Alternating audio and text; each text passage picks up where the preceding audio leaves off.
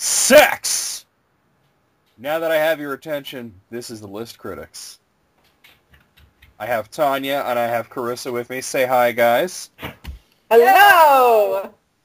And the idea, we might have Julie at one point or another, but I believe she's at work. It was Julie's idea to have an all-sex-themed episode. We're putting this up on Valentine's Day, so I hope y'all get laid today. But we asked y'all to send in sex-themed lists, and boy, did you. And I got a bunch of lists here. The first person we're going to go through list is Fuckosaurus Sex.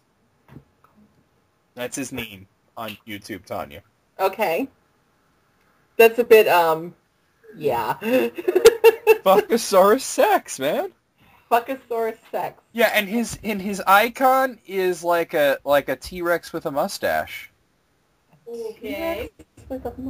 You want to see, I want you guys both to see this. Okay. And is it possible for Carissa to come closer to the microphone? Can you come closer to the microphone, sir? Ma'am. Sir. How? Hey, fuck you, buddy. Hey, fuck you, buddy. Hey, fuck you, buddy. I found it once on the set of Blue Lagoon.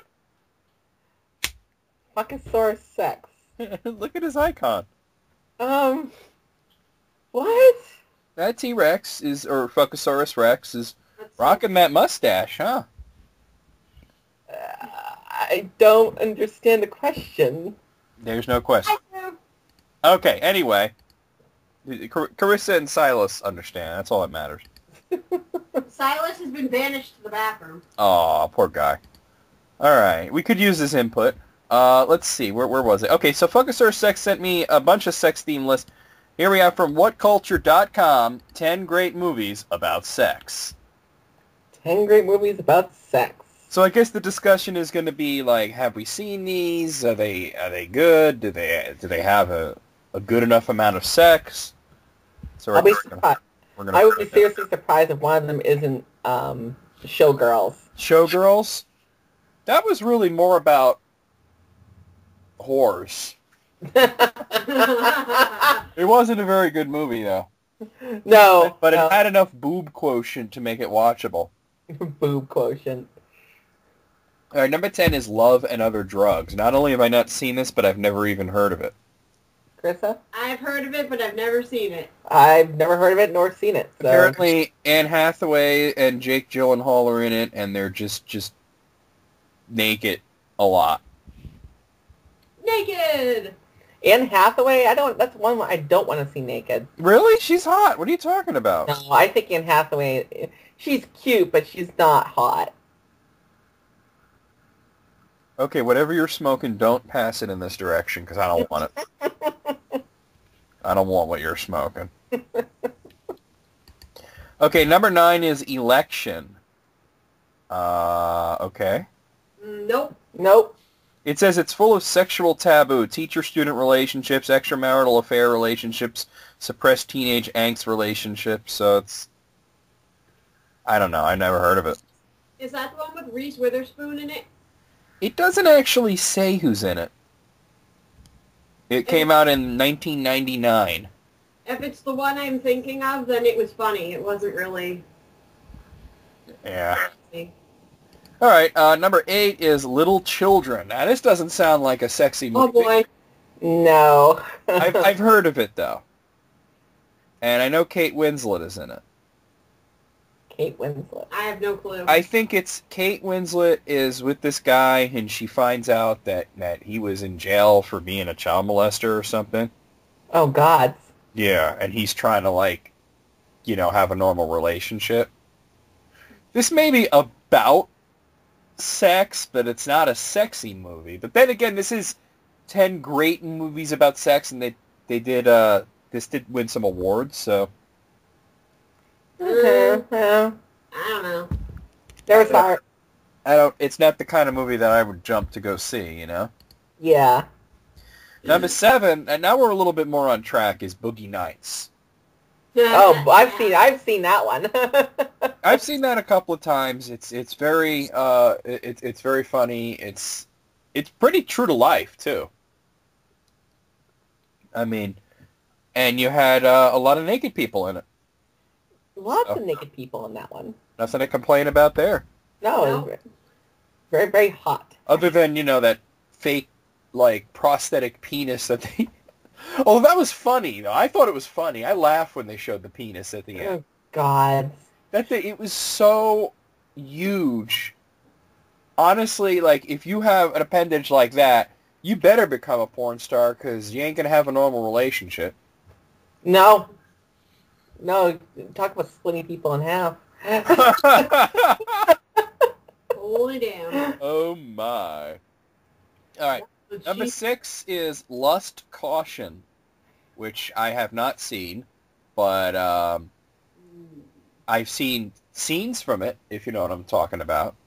Never heard of it. Same here. It's a Chinese movie. Of course it is.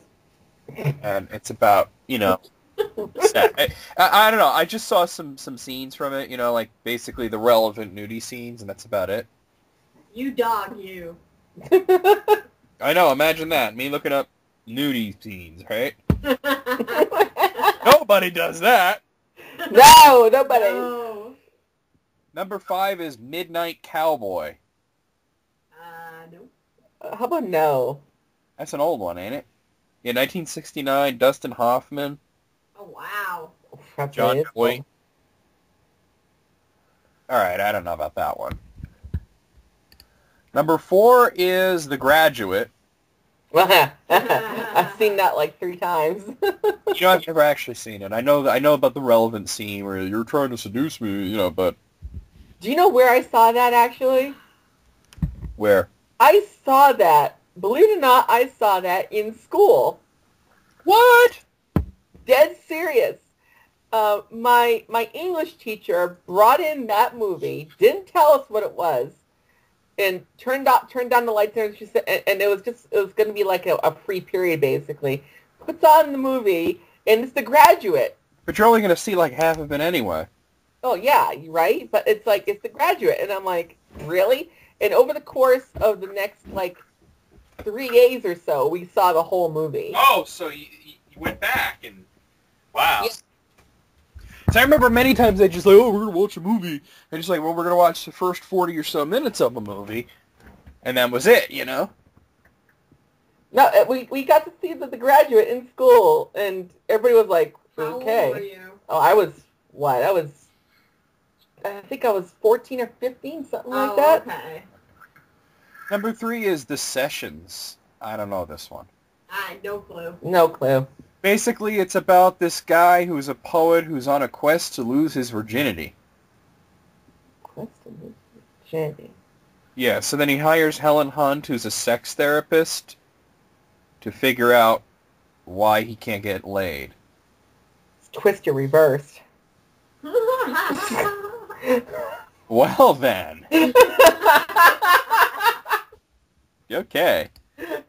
Wow. All right. Number 2 is American Beauty, which is not really a movie about sex. Actually, it's more psychological than about anything. I've seen this many times. It's one of my favorite movies. Yes, it has this theme running through it where Lester has this obsession with his daughter's friend. Mm-hmm. But then when he has the opportunity to actually bang her, he doesn't. And it's really more about a guy having a midlife crisis. It's about a guy who's you're right, is having a midlife crisis, but also allowing his id to be explored a bit. Yeah, and it's also about exploring what he goes through in leading up to his own death. And what's funny is I remember I was watching it with a friend of mine, and I said oh, he's about to get killed, And he's like, oh, dude, that's a spoiler. And I'm like, you realize that he said in the very first scene of the movie that he's about to die? Mm-hmm. A lot of people are like, what happened? What? They're surprised by that, and I'm like, come on. You didn't see that coming? It was actually stated in the first scene. Yeah, I know. There was a whole ending that was cut out where his daughter got blamed for his murder. Oh, really? Because of the tape with her and her boyfriend where she asked him to kill her father, but then he cuts off the camera before she says that she was joking. Oh. So, yeah, but they cut that out because it didn't really add anything. No, not really. And but it is a great movie. I don't know that it's about sex, but it is a great movie. Number 1 is Shame. What? I don't know this one. I don't know it either. Apparently, it was an older one. Steve McQueen's in it, and or maybe he directed it. It says Steve McQueen's graphic, intimate take on sex addiction allowed Michael Fassbender to step out of Magneto's cape and into the shoes of a man convicted of depravity. Okay.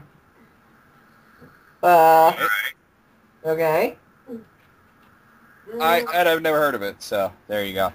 Out of 10, I don't know. 6. What do you guys say? I feel like 3 because that's all I know, like 3 or 4. Tanya? I'm going to say 5. 5, okay. Now, this isn't anything that was sent in, but I saw it in the sidebar and I decided to click on it. It seemed relevant. Isn't that how a lot of porno watching starts? All of it, I think. It's 5 movies you should never see with your parents. I can think of a few right now, but all right. Well, what's one that you can think of? Fatal Attraction. Carissa, what movie would you not want to watch with your parents? Carissa? I'm thinking. Hold on. Oh, another one for me, Wild Orchid. Well, I would think, like Showgirls, because it's just like everything's a titty scene. Striptease. Okay, there you go. All right, well, there's only 5 men. The first one is Killer Joe, which I've never heard of, but apparently it's rated NC-17, so there's a big red flag, and there's something that they refer to as the infamous fried chicken scene.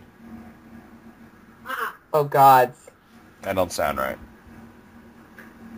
Oh, God. And you know what's really doesn't sound right about that is... No, don't get into it. There's not a single bit of it that sounds right. Well, I will just say this. No. I'm not going to say a name, but I will say this. I witnessed an event in my youth of a young lady putting that in her tentacular area. Fried chicken. Yes. That's a waste of good fried chicken. All right, well, anyway, number 2 here is The Canyons, which I guess has, porn stars and murder and drugs and Lindsay Lohan. And Lindsay Lohan. Well. Yeah. Nothing that you want to watch with your mom, Number 3 is Kids. I've seen this movie. It's so fucking disturbing. It's sick. Have you ever seen this one, guys? No.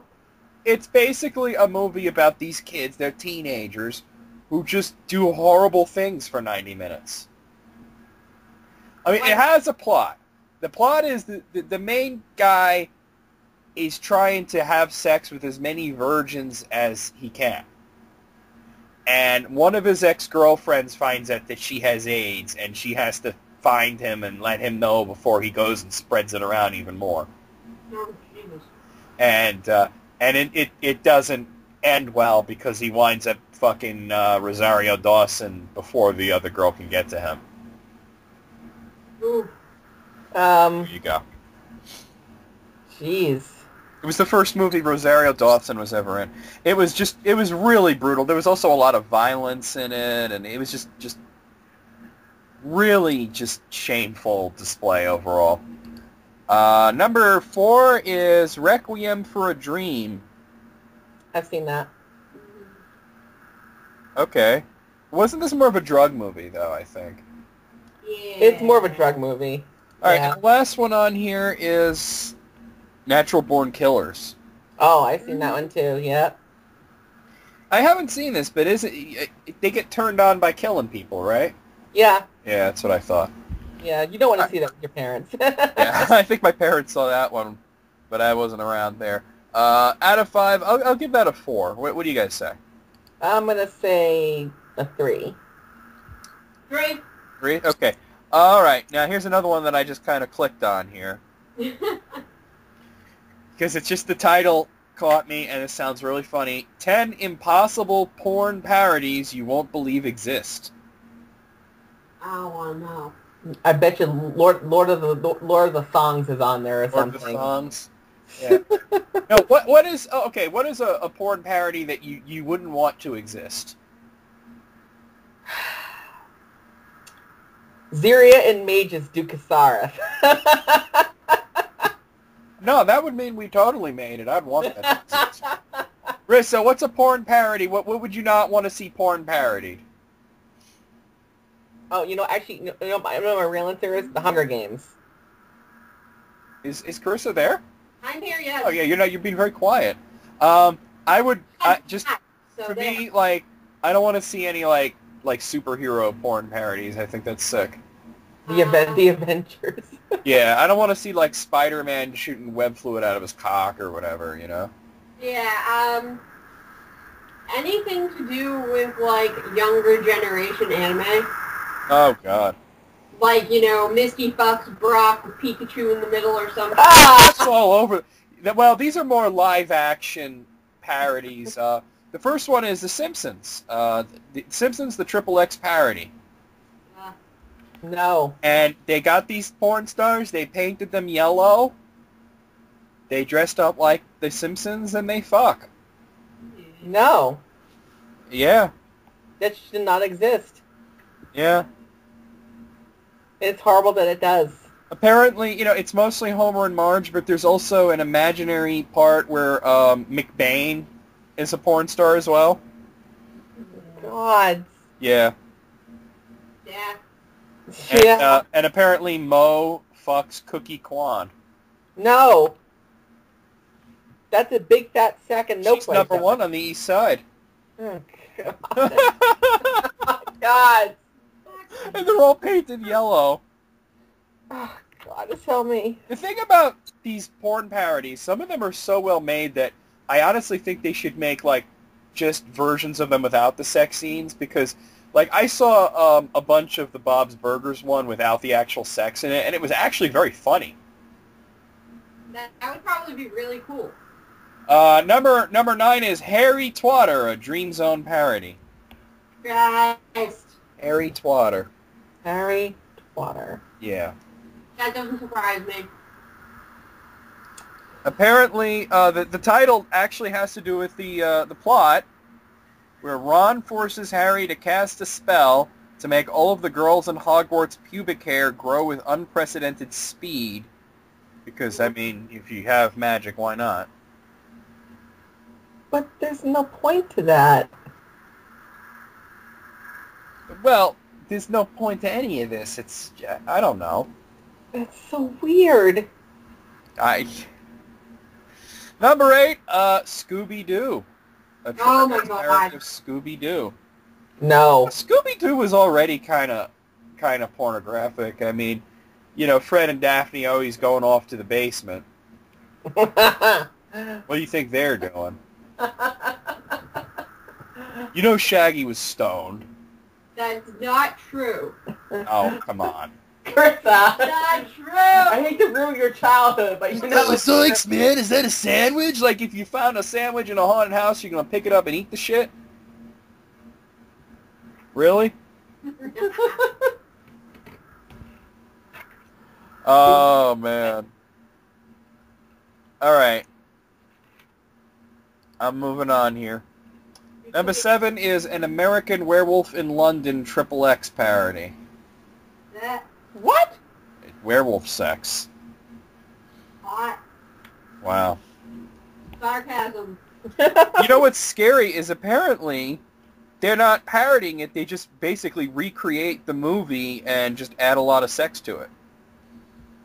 Well, I suppose that's not worse than a lot of the movies that have sex in them already. I guess so, yeah. Yeah. Number 6 is Family Guy. Oh, God. Yeah, so they got actors that vaguely resemble the Family Guy characters, and yeah. Mm-mm. That's it's probably funnier than Family Guy. Nah. So No. I guess one of the sickest parts that they point out is that Quagmire bangs Meg in the living room. Yeah. Here. And number 5, how about The Walking Dead? No. A porno with zombies. Nope. No. Mm-mm. No. No. Is it? That's right, a porno with zombies. A porn movie in which people not only kill zombies and each other and then have sex, but a porn movie in which people actually have sex with zombies. No. There was an Anita Blake book about that. Yeah, there was actually. Of course there is. Well, no, not like that, but somebody was raising zombies to make porno out of them. Of course there was. It was actually quite good.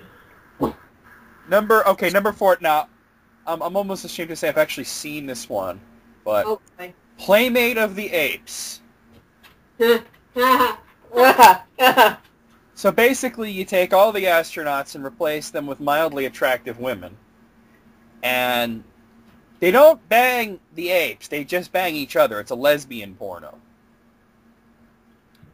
I'd watch that.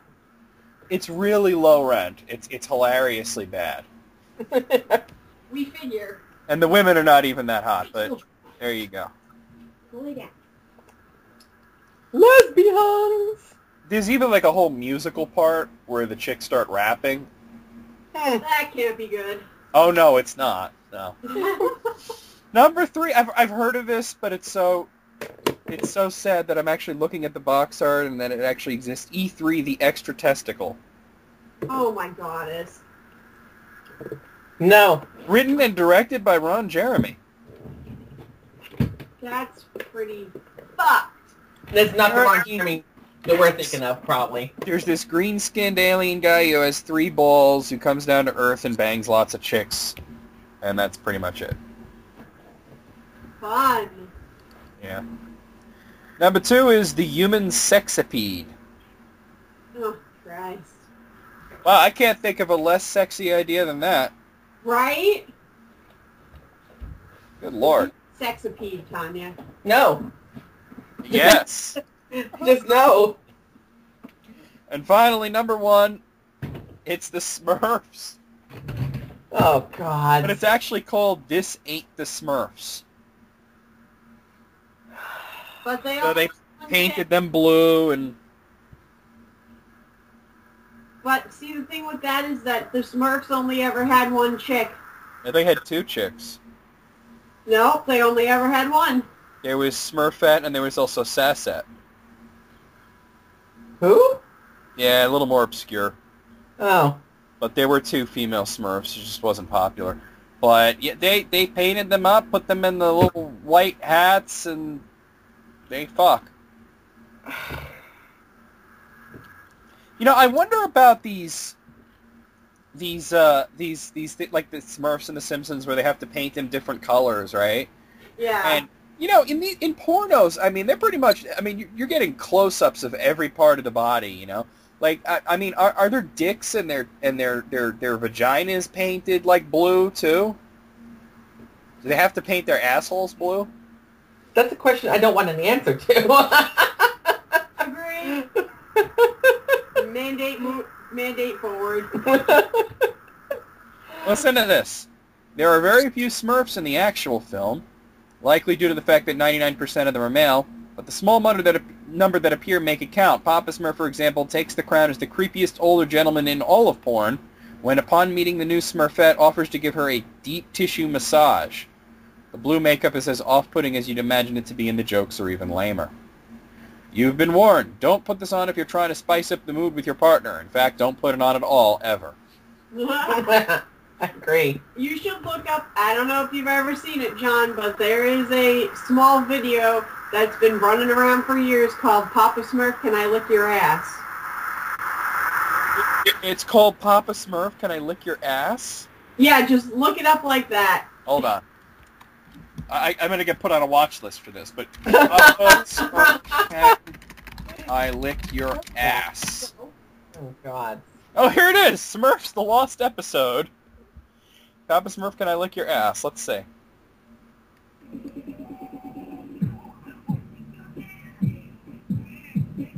Alright, I get the point. That's funny. Oh my god. All right.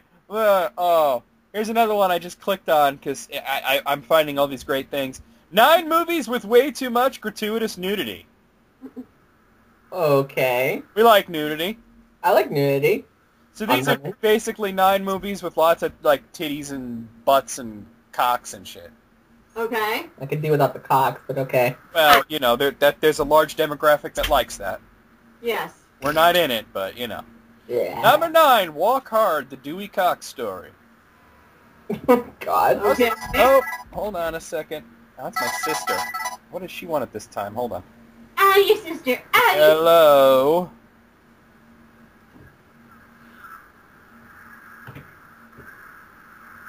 Uh-huh.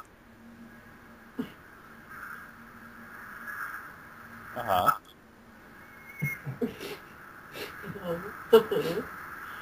Yeah, you've mentioned this. Has she?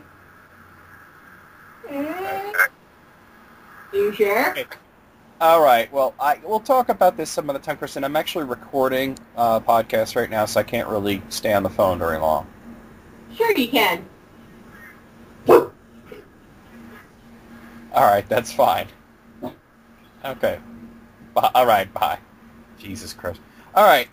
So this was the parody of like the Johnny Cash movie, and I guess there's a lot of naked chicks in it.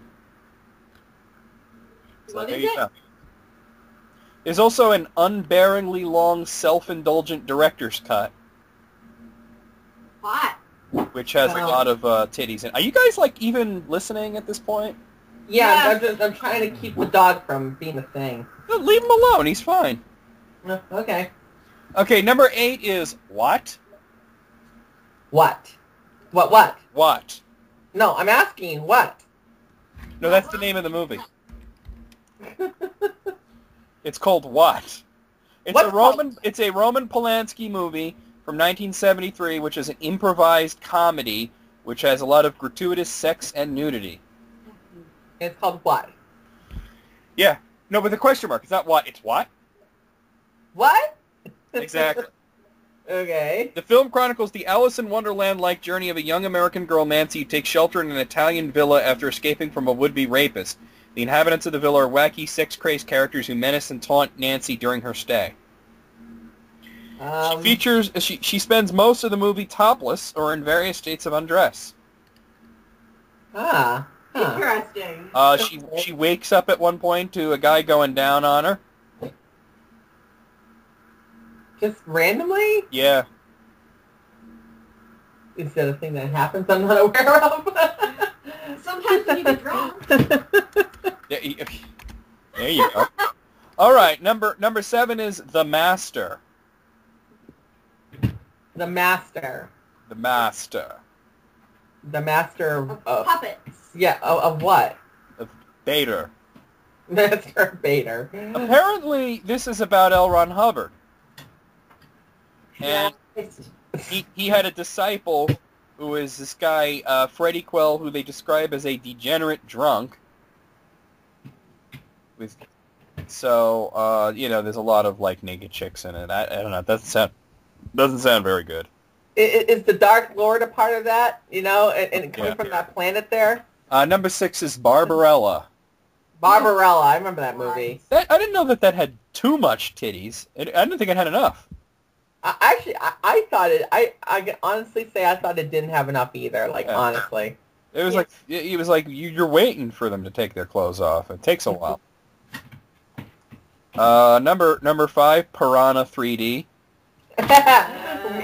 we and Chris saw that. Did you see it in 3D? No, we saw it on DVD. That would have been interesting. It was pretty interesting. It was actually kind of funny. Is what it was. All right. Well, it was supposed to be funny, right? And I can honestly say there was gratuitous nudity, but honestly, I didn't think there was too much of it. Actually, it had a really kind of interesting historical backstory with the birds and stuff. I just fell asleep for a second there, but okay. We're here to talk about titties. Suck my asshole, bastard! Oh no! I'm not Papa Smurf. Ah, God. Number 4 is heavy metal, which actually I think that this movie gets credit for more nudity than it actually has.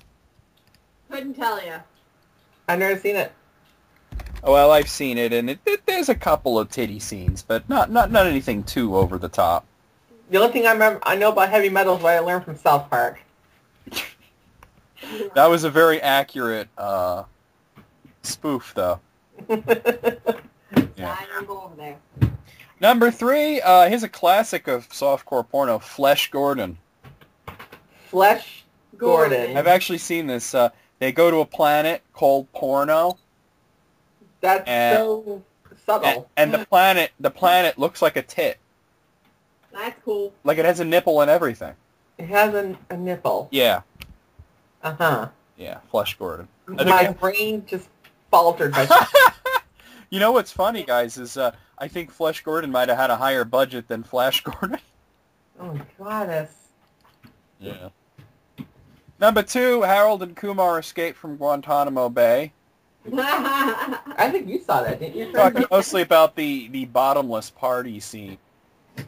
I didn't see that movie. Carissa did. Yes, I did. Well, there's a scene in it where they go to this party and the guy has all these hot chicks, but it's a bottomless party. And he even talks about all the chicks are walking around with no pants on. Yep. They have shirts on, But no pants. but no pants. Yeah, and they're all like naked from the waist down. And they're like, "How did you come up with this idea?" And he's like, "Well, I got sick of all the topless parties." And they're like, "Really? I like topless. Yeah, I like topless." "Well, I'm tired of it. I want bottomless party." And then there's this one chick that gets in like the hot tub and she starts taking her top off, and the guy like yells at her. He's like, "You put that back on. What kind of party do you think this is?" Yeah. Wow. Yeah. Okay. There was a lot of pubic hair in that scene. Yeah, no. All right, number 1 is striptease. There you go, Carissa. There you go. Never actually seen striptease. I saw Showgirls, which was around the same time, but never saw striptease. The striptease had like an underlying story to it. Yeah, it was a little bit more serious, wasn't it? Yeah, but so were the boobs. They were pretty serious. I'm not really into Demi Moore, though. So that's This why... was pre-surgery, everything when she was all natural. Oh, well, that sounds good. All right. Well, there you go. Out of 9, what do you guys say out of 9 for this one? What do you think, Carissa? 5. I'm going to say 6. I'm going to say 6 as well. Okay. Say 6. Okay, here's the next list from Fuckosaurus Sex. And this is the craziest unexpected sex-related deaths in history. Oh, boy. So I guess like people died while they're banging or whatever kind of thing. So we're about to learn some things. Number 10 is John Garfield, who was a movie star. And it says he was found dead in his bed, diagnosed with heart problems. He wasn't feeling well one night when Iris, I guess it was his wife or girlfriend or whatever, put him to bed, and she found him dead the next morning as a result of a heart attack. Oh, jeez. There you go. Oh, she was another actress who I guess he was banging, Iris Whitney. There you go. Number 9, Christian Digby. He was a BBC host. He died doing autoerotic asphyxiation with a plastic bag and a belt. Oh, God. Yeah. That's guys, leave him alone. So what if he's running around? It adds flavor to the show. Because he stepped on my foot twice. Oh, that's not pleasant. That's why. I've had dogs step on your foot. It's not pleasant. Number 8 is Michael Hutchence. Sounds familiar. He was the singer in Excess. Oh. Ah. He was also autoerotic asphyxiation. They found him. We all die that way. It's so dangerous. Why would anyone actually do it? I don't know. It can't be worth it. Your life, and then your life is gone. It can't be worth it. I mean, It's just bad, yeah. Let's find out. Well, this was interesting, and I remember this. This wasn't too long ago. This was like maybe 10 or so years ago. They initially said he committed suicide. Right. And then it came out later that he was jacking it. Jacking it, jack. Jagging it, jagging it, jagging it. I'm gonna jack it with the sun. Oh, he shines, he's jacking it. Number 7, another same thing. David Carradine. He was found naked with his cock in his hand. So Yep. there you go, in a hotel closet.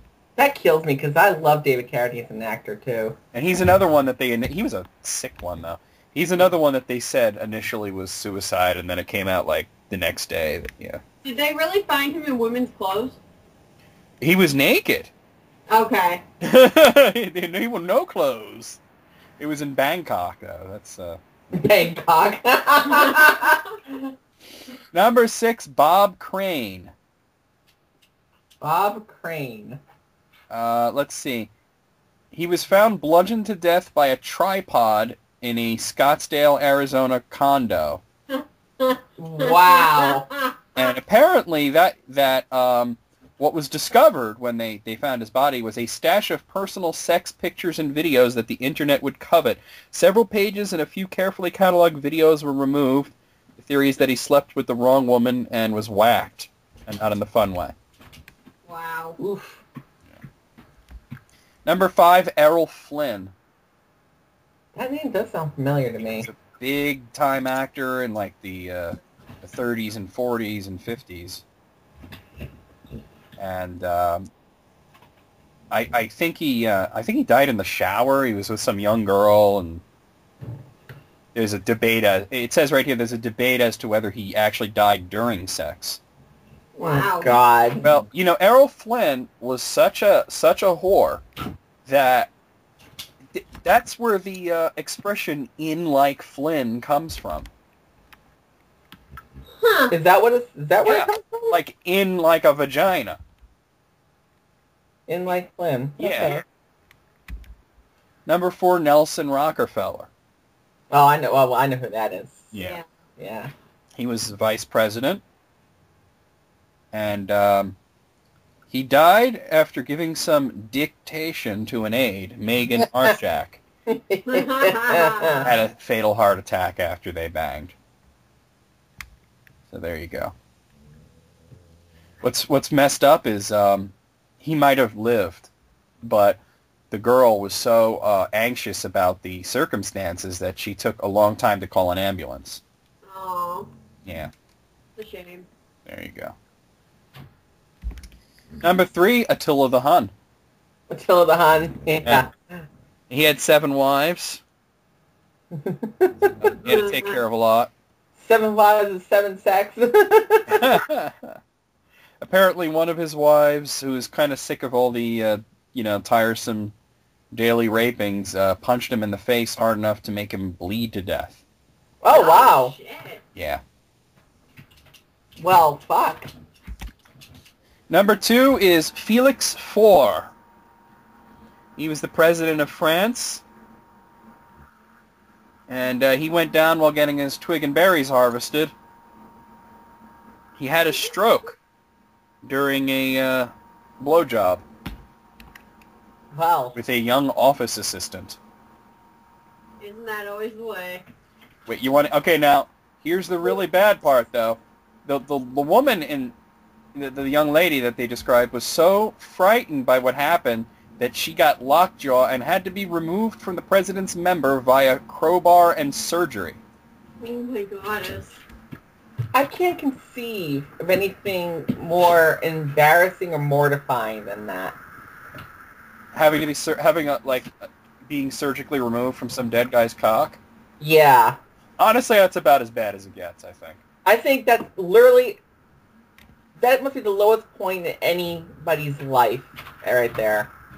Now, the number 1 here is a tie, and we normally don't like ties, but I want to give this because it's 2 separate popes. Now, popes aren't even supposed to have sex. But apparently, the first one was Pope John the 12th, who was getting his nub rubbed when an irate husband murdered him out of jealousy.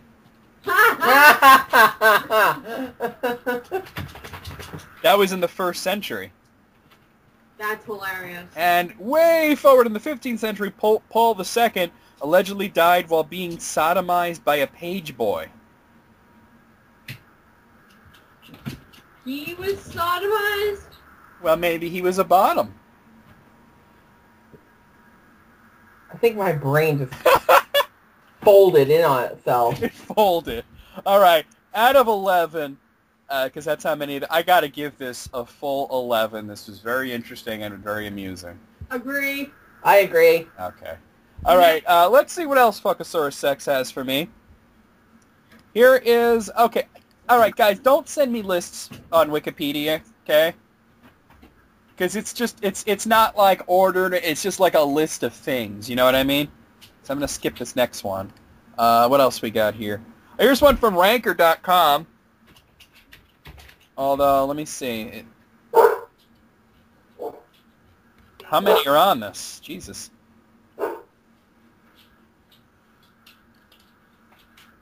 Okay, this is a top 100 list. It's sex comedies. Ranked sex comedy. So I'm going to go by tens, and I'll do 10, and then we'll discuss, whatnot.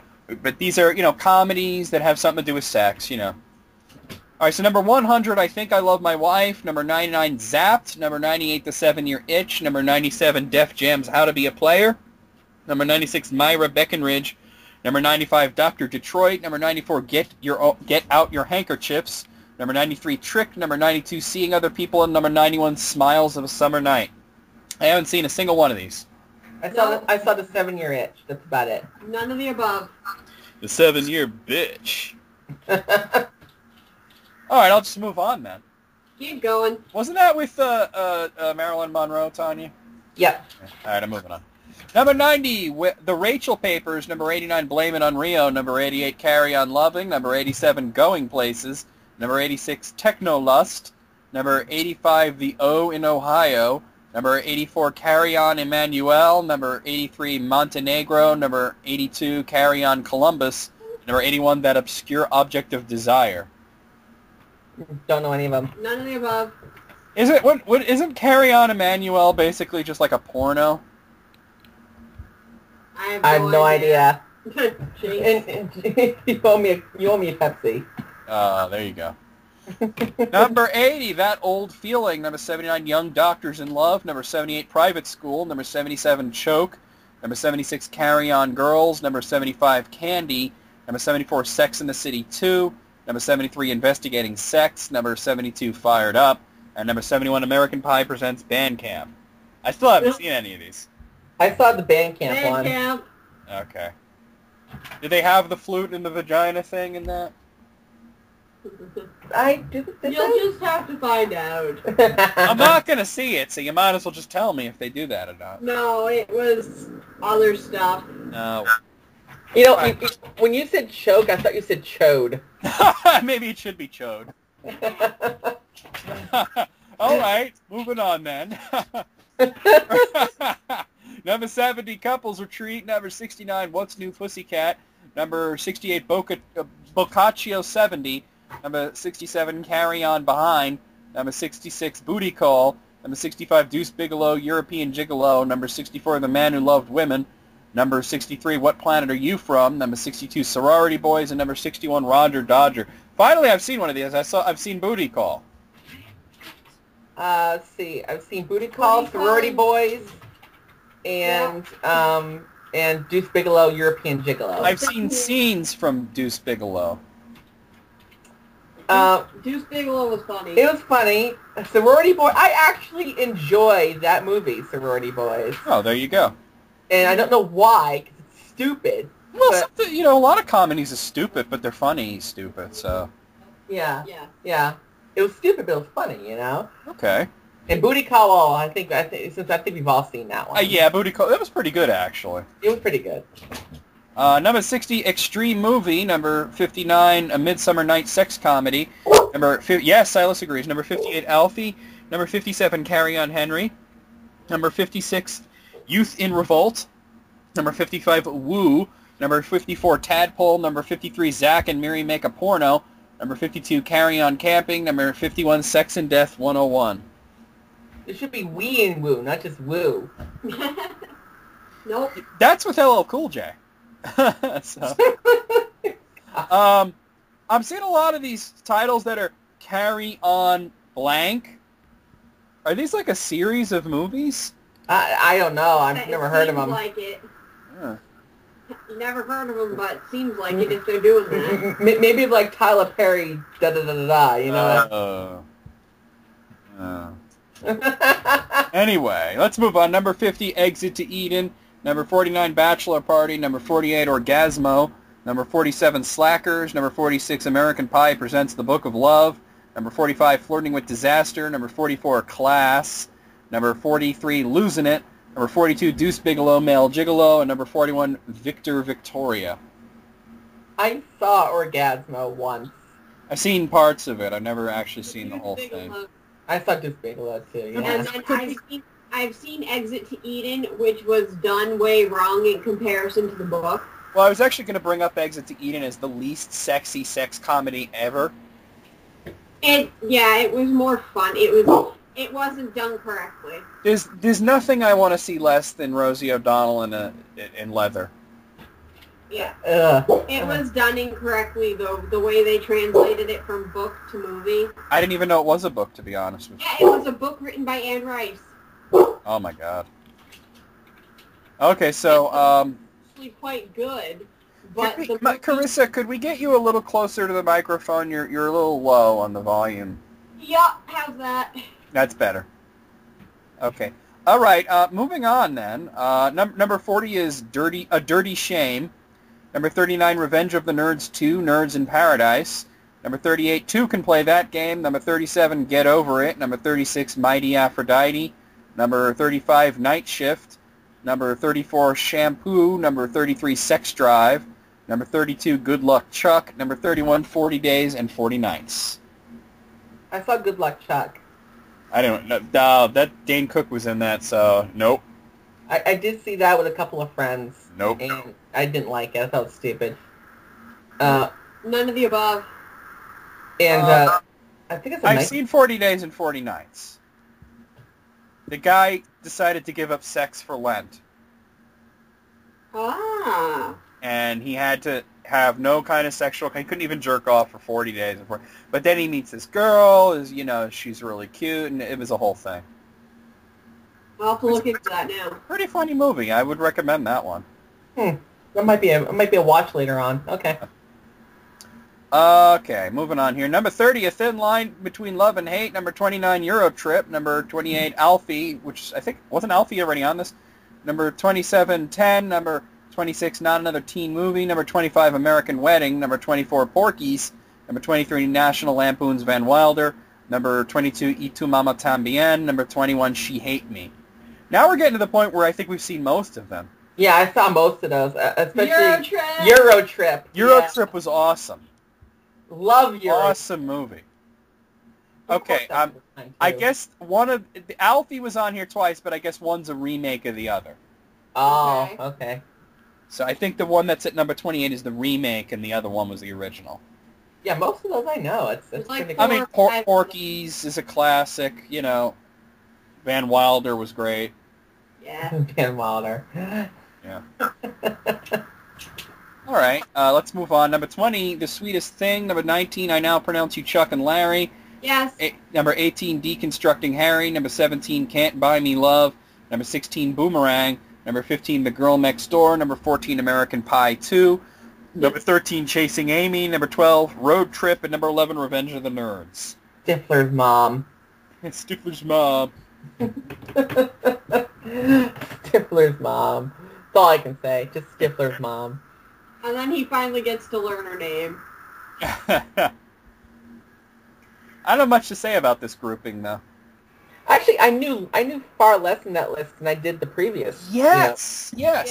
I mean, I know them, but I just haven't seen a lot of them, Yeah, it's so weird. It's a strange way that worked out. Well, here comes the top 10. Number 10 is Risky Business. Number 9, The Rocky Horror Picture Show. Number 8, Knocked Up. Number 7, Wedding Crashers. Number 6, Some Like It Hot. Number 5, Superbad. Number 4, The 40-Year-Old Virgin. Number 3, American Pie. Number 2, Fast Times at Ridgemont High. And number 1, National Lampoon's Animal House. I've seen all of them, so that's a good thing. American Pie was on there twice. No, there's the American Pie 1 and 2 are on there. I thought I heard the original one further up too. Well, there was a lot of those American Pie Presents, and American Wedding was there too. That's true. Yeah, I pretty much agree with the top 10. I think Superbad was really good. 40-Year-Old Virgin was really good. I kind of expected Fast Times at Ridgemont High to be number 1, though. I was kind of expecting that myself. Not so much. I mean, Animal House was good too. I just would reverse the order, like put Fast Times at number 1 and Animal House at number 2. Yeah, I agree. Out of 100, I am going to go 78. What do you guys think? I'm going to go 81. 81. 75. 75. So we're all in the same strata there. Strata. Yeah, I like saying that word. Strata. Okay, so here's another one submitted by Fuckosaurus 6. The 10 strangest ancient or outdated sex beliefs. That conservative Christians have sex. Oh! Well, they certainly seem to have a lot of children. I don't like the word conservative and the word Christian being in the same sentence, though. I know. Jesus was the biggest liberal hippie there was. Right? All right, number 1. It starts at number 1. I guess we'll just go with that. We're all just God's semen. Okay. Apparently, people believe this from the 4th century to the 1st century BC. Okay. Keep going. What? It goes back to an Egyptian belief. Okay. You see, Chaos, the god of creation, got a little frisky one day and decided to masturbate. The rest of the masturbation was the creation of other gods from his ejaculate. Since everything was started from that, we're all just God's semen. Oh, okay. Well, it's more to it than that, but okay. Yeah. Interesting. Yeah. All right. Number 2, in the 1500s, they believe putting mercury in your urethra will cure gonorrhea. I heard that. Yeah, it'll cure gonorrhea in the way that you'll be dead. And you'll be dead, yeah. You know what? Won't have to worry about gonorrhea anymore. No. Yeah. Your life will be gone, too. So, yeah. Fuck. Wow. On Rain, they made her take a mercury See, bath. remember that? Yeah, that was on Rain. Yeah. Number 3, they believe this one in the 1st century BC, premature ejaculation drains your life force. So wait, if you ejaculate at not prematurely, does that not drain your life force? I guess you got to do it at the right time. Okay, I'm reading this. I get it now. It's a Chinese belief, and it has to do with yin and yang, and the woman's supposed to come first. If the man comes before the woman, it fucks up the balance. Uh-huh. So there you go. Great. Okay. Number 4, also from the 1st century BC, masturbation is forbidden, but only for men. Another Chinese belief, they believe that masturbation was something that only women should do. I'm down with that. How about you, Chris? Sure. So you can't get your yang yanked? Yeah. Number 5 here, and this is from the 10th century BC. Oh, God. Oh, sorry. I just had when you said yang yank, I got Final Fantasy IV's yang in mind. Oh, God. Final Fantasy IV, the Portal parody. Let's make God. hire a bunch of actors and make a Final Fantasy IV parody. Oh, my God. Come on, I mean, there is that scene where Porum and Palom get really hard. John, no!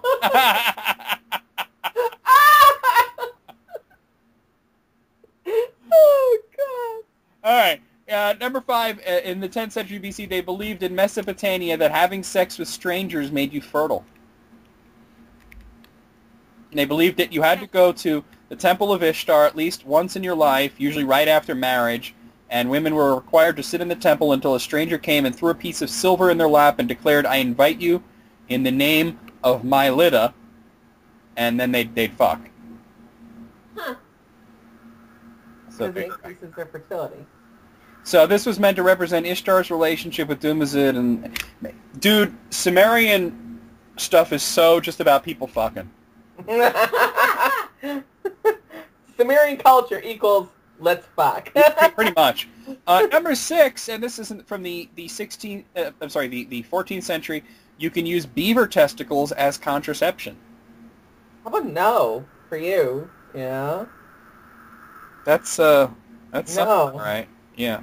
And it's not in the... Okay, I just imagine somebody stretching like a beaver sack over there wearing like a makeshift condom. But that's not at all what they did. Apparently, they took the beaver balls, ground them up, and mixed them with alcohol, and then the woman would drink this cocktail, the beaver ball highball, and they believed that would, prevent pregnancy. I just think So they would throw a lot up. of weird shit. Yeah.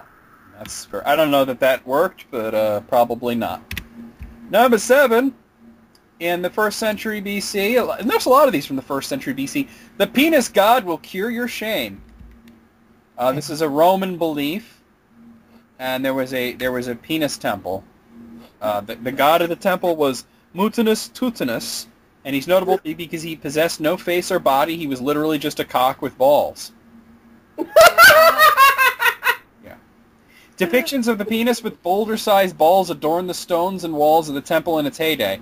It is said that on her wedding day, a bride was supposed to straddle the picture of the penis with the crater testicles, so that she would be freed from possible shame of sexual intercourse. So basically, I guess women felt sex was shameful, so the solution to that was go to a temple and worship a god that was literally just a giant stone cock and balls and straddle the statue. Because that's not embarrassing at all. Well, after you do that, what could possibly be embarrassing? Oh my God, Right? that's fucked up.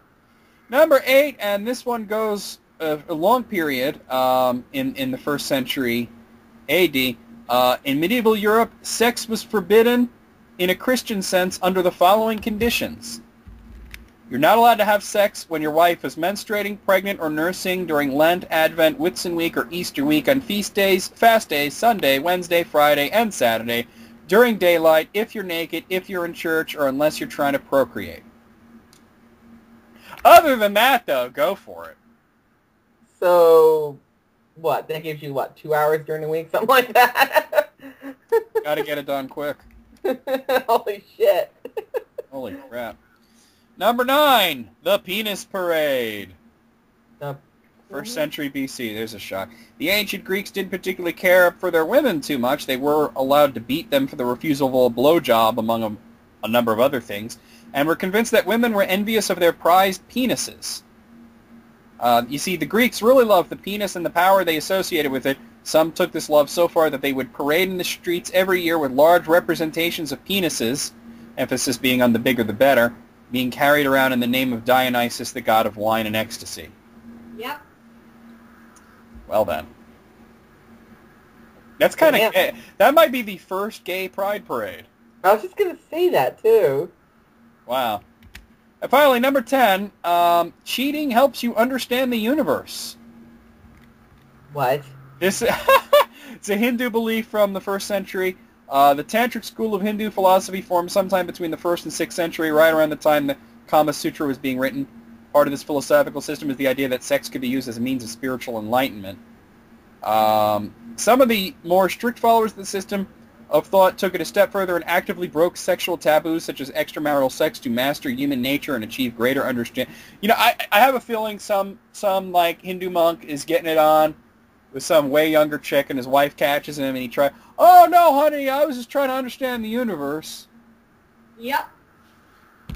Oh my God. Wow. All right, out of 10, I'm going to go a 10. That was educational and disgusting. I'm going to go with 10. 10. Okay. You know, it's funny. I just saw this in the sidebar, but it was also submitted. The 7 strangest Playboy Playmate deaths of all time. Oh, jeez. So strange deaths, but all these chicks have been come on many times because they were in Playboy. The first one on here is Dorothy Stratton. It says she was killed by her husband, and he also defiled her body. Ugh. I'm trying to find out what that means exactly. Oh, God. Okay, so he shot her in the face and then tied her body to a love contraption, whatever that is, and then had sex with her dead body for a half hour or so, and then he killed himself. That's lovely. Yes. So the opposite of sexy. Well, then again, it's a death. Number 2 is Yvette Vickers. Okay. Okay. Apparently, she died in her home and was undiscovered for almost a year. Jeez. And apparently, somebody finally went to check on her because they noticed that her mailbox was gathering old letters and cobwebs. They went into the house and they found her mummified. Oh, jeez. Well, she'd been there for over a year. But there has to be some kind of chemical or something in the air that would cause that. Well, I think they're using a loose version of the term mummified. You know what I mean? That's horrible. That's pretty bad, yeah. Okay, that is strange, though. Number 3 is Jasmine Fiore. She was found dead in a suitcase with her teeth and fingers missing. Well, that's... Well, I know why that would be. Yeah. Well, she was murdered, and apparently, they obviously, there's obvious reasons why somebody would cut off her teeth and fingers, but they did catch the murderer because they were able to identify her by her tit implants. Huh. That's pretty crazy. Apparently, breast implants have serial numbers on them. Yeah. I didn't Well- know that until just now. I just learned something new today. Number 4 is Jane Mansfield. I think we all know how Jane Mansfield died. Yeah. It was in a car crash. She was decapitated.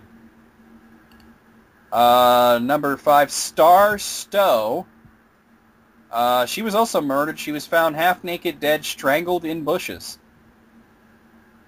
In the bushes, Carissa. Oh, boy. They take it behind the bushes. Number 6, Anna Nicole Smith. Of course. She died of an overdose. We know that. Number 7, Marilyn Monroe. Mm-hmm. Yeah. Of course, that was also allegedly an overdose, but there was no actual evidence of an overdose. Right. No, it's just rumored. Yeah. Nobody really knows what happened to her. Well, out of 7, I gotta say that was depressing, but I will give it a 7. 7. It was depressing. 7. 7. All right, let's see what else we got here. Kind of picking and choosing here. Oh, God. Okay, so here's a silly one. Here's a silly one. Okay. I guess this is a top 50 list. The top animated sex symbols. I told you it was silly. Jessica Rabbit, number 1. Probably. Oh, it's actually top 100. Okay.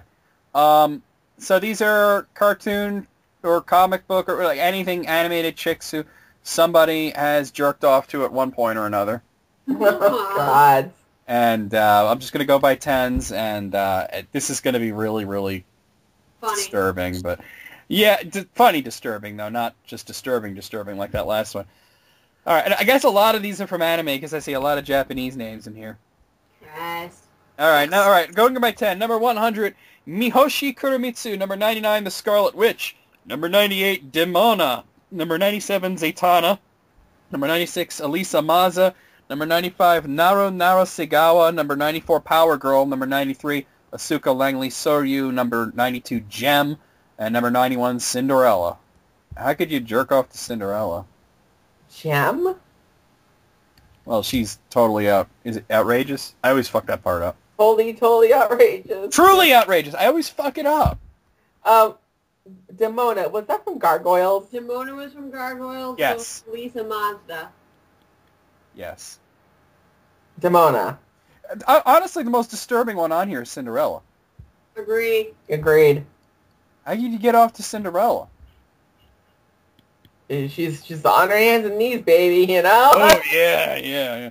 All right. Number 90 is Tarna. Number 89, Mocha Akashia. Number 88, Magma. Number 87, Evil Lyn. Number 86, What? Evil Lyn from Masters of the Universe. Number 86, Yorichi Shihoyan. Number 85 is Wilma Flintstone. Number 84, Velma Dinkley. Number 83, Katana. Number 82, Tila. Number 81, Ivy. No, I give up. Done. Evil Lyn, fuck the world. Evil Lyn. Dude, I think the worst one on there is Wilma Flintstone. Oh my god. There was also Velma on there. Velma's pretty bad too, yeah. Evil Lyn? Velma's just straight up ugly though.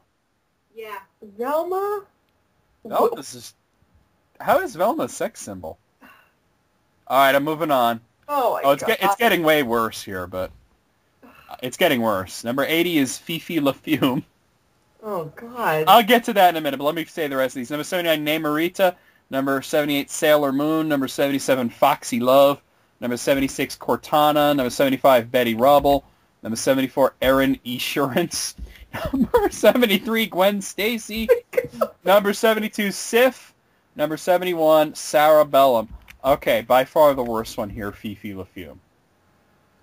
You think? This is, not only is this a skunk, a cartoon skunk, but this is from Tiny Toons, so this is like cartoon skunk kitty porn at that point. Yep. And I also want to briefly mention Sailor Moon. Sailor Moon is a child. Really? Yes. Then why is it so sexualized? She's a teenager. Yeah, but she wears the world's shortest skirt. I don't know. You're the one that watches this shit. This is Japan for you. What can I tell you? True, yeah. No offense. No offense to those. I noticed that they think Betty Rubble's hotter than Wilma Flintstone. And of course the Esurance chick has to be on. My IQ is dropping. Oh, Namorita is also very young, so... And why would you want to... Skunk? No! Furries, Tanya. Ah! Yeah, they're furry. They're anthropomorphic furries. Moving on, because that's really gross. Number 70, Felicia. Number 69, Princess Zelda. Number 68... Oh god, this is so terrible. Number 68, Minerva Mink. Number 67, Scarlet. Number 66, Shampoo. Number 65, Josie McCoy. Number 64, Death from Sandman. Number 63, Amy Wong. Number 62, Rangiku Matsumoto. And number 61, Annie Fanny. That's an actual thing, Annie Fanny. There's so much wrong in this list. So much wrong. The DC comic version of Death is a teenage girl. Yep. That's funny to me. I don't think that anybody's jerking off to her, but... Minerva Mink from Animaniacs. That's fucked. Zelda. Zelda I thought was funny as hell. Zelda's pretty funny. Felicia is all from Street Fighter. Yeah. Link, Oh my god. All right, moving on, because this is just weird. Number 60, Shigo. Number 59, Psylocke. Number 58, Elsa. Oh god. Number 56, Faye Valentine. Number 55, Mai Shiranui. Number 54, Lynette. Number 53, The Invisible Woman. Number 52, Orihime Inui. And number 51, Barbara Gordon. Why don't they just say Batgirl, because that's what they're talking about. Elsa? Really? Elsa? Want to get your dick frozen off? If you lick her, would you stick to her? Try! I love breaking your brain like that. Fuck, man. This is just terrible. All right, I'm moving on. Number 50, Jean Grey. Number 49, Melody Valentine. Number 48, Katara. Number 47, Leela. Number 46, Lana Kane. Number 45, Sailor Mars. Number 44, Kitty Pryde. Number 43, Lois Griffin. Number 42, Belle Dandy. And number 41, Sailor Venus. Lois Griffin. I guess if you're the dog, you want to bang her. Now, I mean, you mentioned Sailor Moon being a kid. I mean, there are a lot of, like, really younger ones on here, like Kitty Pryde. It's kind of creepy. I guess they think Leela is hotter than Amy on Futurama. That's pretty funny. Oh, God. Tanya's losing it. All right, we're more than halfway through. Number 40, Princess Aurora. Number 39. Number 39, Mary Jane Watson. Number 38, Morrigan Ainsland. Number 37, Raven. Number 36, Starfire. Now we're in the Teen Titans here. Number 35, Pocahontas. Number 34, April O'Neil. Number 33, She-Ra. Number 32, Black Widow. And number 31, Rapunzel. I want to shoot people. I want to, like, throw grandmas at people. Seriously. Too much Mortal Kombat for you. I want to mention April O'Neil here. I watched TMNT when I was a kid, and you don't realize it when you're a kid, but you look back and, man, they drew her with huge titties. Oh, she's got big boobs. She was stacked. Oh, yeah, she was stacked. Absolutely. Absolutely. Wow, yeah. Oh, God, my dog just farted. Oh. All right, I'm moving on here. Good Lord. Oh, God. Is it getting weirder as it goes along? Like, what do you guys think? Is this getting weirder? Weird. It's not just getting weirder. It's getting really disturbing in some portions of it. Getting any better with the next 10. Number 30 is Supergirl. Number 29 is Emma Frost. Number 28, Chitara. This is furry for you. Number 27, Kim Possible. Number 26, Nami. Number 25, Stripperella. Number 24, Tinkerbell. Number 23. No, I can't. Number 23, the Baroness, from G.I. Joe. Number 22, Mystique, and number 21, Tigra. Fucking Tinkerbell. Mystique is hot. Mystique is hot, but fucking Tinkerbell and Kim Possible. Kim Possible, wasn't that like a Nickelodeon show? No, it was on Disney, and she was a teenage spy. Oh, okay. Type bad guy. Again, with these underage girls. And the furries. Yes. And the furries. Ugh. Who the hell is Tigra? What, from Fire and Ice? What the hell is that? I have no idea. All right, well, I'm moving on. Number 20 is Belle. Number 19, Esmeralda. Number 18, Storm. Number 17... Number 17 is Lola Bunny. Number 16, Chun-Li. Number 15, Betty Boop. Number 14, Lara Croft. Number 13, Harley Quinn. Number 12, Red Hot Riding Hood. And number 11, Daphne Blake from Scooby-Doo. I can't even. I can't. Betty Boop was actually a sexual icon before it became a kid's cartoon. I can see that. But she has the face of a dog, literally. Yeah, yes. But I'll give them Chun-Li, but I can't see that Chun-Li is only marginally hotter than Lola Bunny. That's just Lola Bunny. And Lola Bunny's hotter than Storm from the X-Men. I would do Storm in a heartbeat. Tell you that right now. It was Halle Berry, yeah. All right, ready for the top 10? No, but go ahead anyway. I think me and Chris are enjoying this more than you, Tanya. This is funny. God. Enjoying your discomfort. Ugh. All right, number 10, Felicia Hardy. Number 9, Catwoman. Number 8, Rogue. Number 7, Hello Nurse. Number 6, Ariel. She doesn't even have... She's a fucking fish woman. Number 5, Poison Ivy. Number 4, Princess Jasmine. Number 3, Hollywood. Number 2, Wonder Woman. And number 1, Jessica Rabbit. We called it. Called it, yeah. How's Jessica Rabbit hotter than Wonder Woman? Because Jessica Rabbit, it just... Every teenage boy, and quite a few women on my end, but every teenage boy, when they first saw Jessica Rabbit, I guarantee you, they all got an erection. Absolutely, but she's no Wonder Woman. Well, apparently she's the it. I don't think it was just her appearance, but the voice, too. Yeah, I guess so. And there was that part where you could pause and see her vagina, but... Yes. Out of 100, I'm going to give this a rather high score, just for making Tanya uncomfortable. I'm going to give it an 81. Carissa, what do you say? 85. 85. Tanya? I want to say a low score, but I can't, so... Yeah, you can say whatever you want. It's pretty funny. I'm going to say an 87, actually. 80. Wow, you went higher than we did. I did, because the level of discomfiture just had to be put up. It really did. Hello, Oh, Nurse. Yeah. I hated that show. All right, well, there you go. I'm going to do one more from Fuckosaurus Sex, and then we're going to move on to some of the other people who submitted sexy lists. Woohoo. And I think this is also from Ranker.com. It is a top 19 list. I don't think we've had one of those before. And this is going to make Tanya very uncomfortable. Oh, God. This is the best erotic video games of the 90s. Woohoo. Guys, what the fuck? All right. Except most, I'm seeing a couple of these that were not in the 90s. Oh, okay. Well, actually, it's only one. There was one that came out in 2004, but we'll get to that. I'm just going to read them individually because there's only 19. Number 19 is Gal's Panic. Okay. No clue. This was an arcade game. It's basically one of those many Kicks clones where you have to uncover the picture of like a naked Japanese chick. Oh, okay. Yeah. So there you go. Number 18 is Playgirls 2. No. That's also a Kicks clone where you're uncovering naked pictures. So I think most of these are going to be clones of Kicks. Probably. Number 17 I've never heard of. It's called To Heart. Never heard of it. No idea. Shall I Google? Google it. To Heart. Let's see. Okay.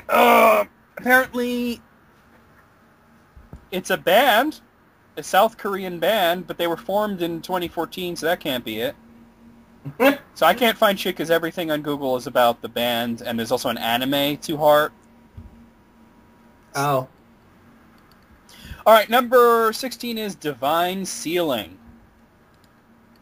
Nine. Wasn't this on the Sega Genesis? I think I may have even played this. You might have. I have no idea.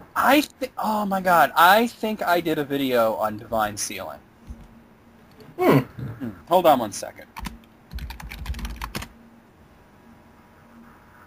Maybe not. I believe it's like some sort of shooter for the Genesis that after each level, like it's like a shmup, you know? And after each level they show some anime girl, and as you go on they become more and more naked. Because that's the best kind of reward, right? Yeah. Number 15 is Pachinko Sexy Reaction. Pachinko's Obviously a pachinko game with a sexy reaction. very sexy reaction, apparently. Number 14 is Real Break, Nope. which is Nope. a sexy pool game. Right. Yeah. Number 13 is Pachinko Sexy Reaction 2. They said the sequel is even hotter, I guess. Right. Number 12 is Dancing Eyes. Okay. How about Dancing Nose? I like that better. I guess it's like a Dance Dance Revolution game where you're dancing with some slutty anime chick. Right. Okay. Number 11 is Pee-Pee and BBs. I've played this, Tanya. It's an arcade game where you play as these two dirty old men. They look like Mario and Luigi's perverted uncles, and it's really like a comedy platformer thing, but there's like a lot of sexual innuendo stuff in it. Nothing too risque, but it's played for laughs. Okay. Okay. Number 10 is Lady Killer, which is another Kicks clone. Mm. Number 9, Playgirls, no which is the same thing, pretty much. Yeah. Number 8 is Rihanna Rouge. clue. I don't know this one. Let's see. Rihanna Rouge is a 1997 adult action-adventure game developed and published by Black Dragon Productions, and one of the few titles that have earned an adults-only rating from the ESRB. Okay. The game stars Playboy Playmate Jillian Bonner as Rihanna, a shy secretary who spies on her boss attempting to rape a coworker. She enters the office and tries to help, but is overpowered by her boss and thrown out of the window. Somehow she is transported to another world where she is a seductive warrior who must rescue the world from an evil dictator and rescue her friend. That is so weird.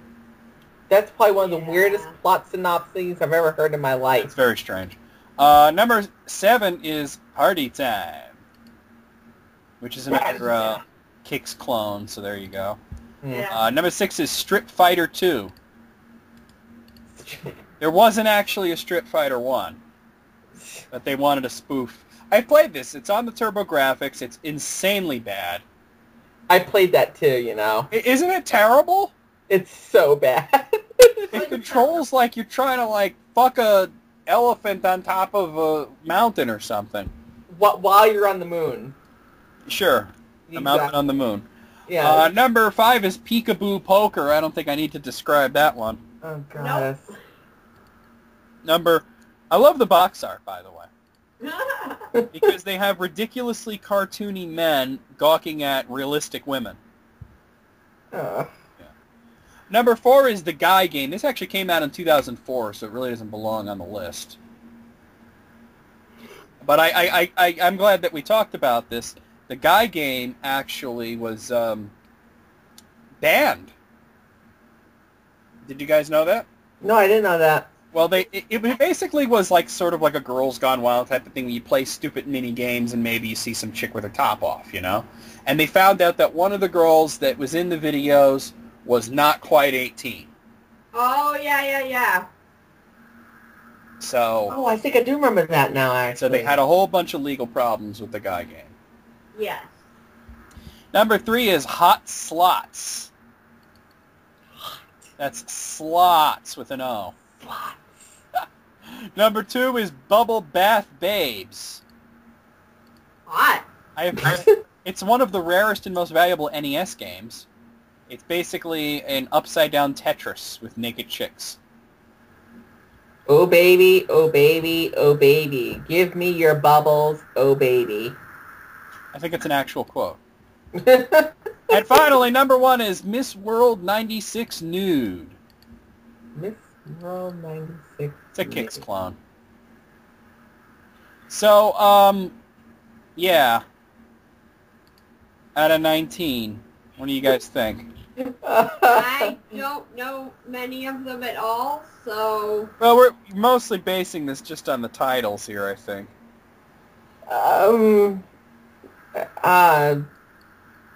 10? 10? I guess. Carissa? 7? 7? Okay, I'll give it a... I'm going to take some points off for The Guy Game. Didn't come out in the 90s. 8. 8. Okay. Yeah. So there you go. All right, here's some from Slayer Darth. Slayer Darth, very weird guy.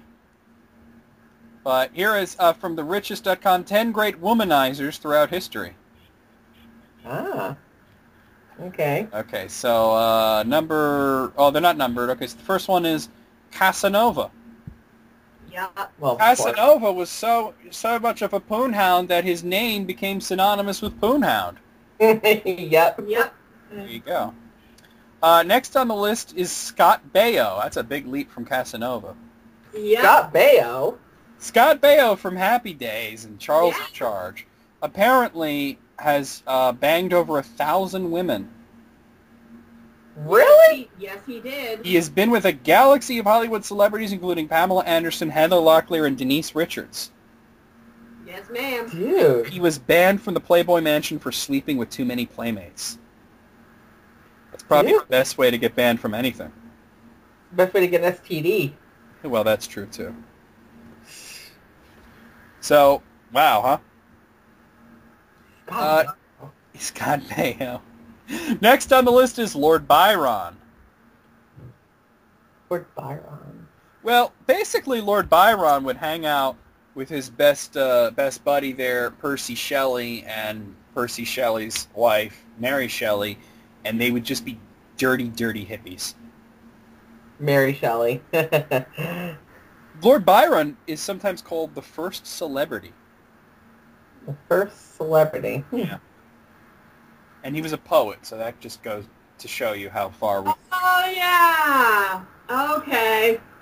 Yeah. You said poet, it clicked. Yeah, okay, all right. Next is Russell Brand. I'm just going to move on because I don't want to read anything about Russell Brand. I just want to say one thing about him. I was waiting One for thing. There's a lot of things I could say about Russell Brand because I hate this motherfucker. But I only want to say one thing about it. I get the distinct feeling that he smells bad. Dick move. I don't know why. I just have a feeling that there is an odor associated with Russell Brand, and it is not a pleasant one. His dick is rotting off. Ouch. All right, next is JFK. Huh? JFK. Kennedy. Yeah. So, yeah. Another Apparently, he banged so many chicks, and he wasn't really too interested in whether or not they were attractive. Huh. He was interested more in quantity than anything else. Huh. So, although he apparently, you know, was rumored to have also had an affair with Marilyn Monroe. So Well, that's the most infamous rumor. Another one whose dick is gonna fall off. Whose dick fell off. I think his head fell off. That too. Yeah. Hugh Hefner. I mean, this guy is pushing 90 and goes to bed with multiple women every day. He's probably Viagra's largest customer, so. I don't know how the guy even still breathes, to be honest with you, but hey, you know. I think he's going to live forever with all the rejuvenation going on there. Are you Apparently somebody asked him how many women he's been with, and he said, how could I possibly know? How can I possibly know? Wow. He's not counting. So there you go. Wow. Next is Gene Simmons. What?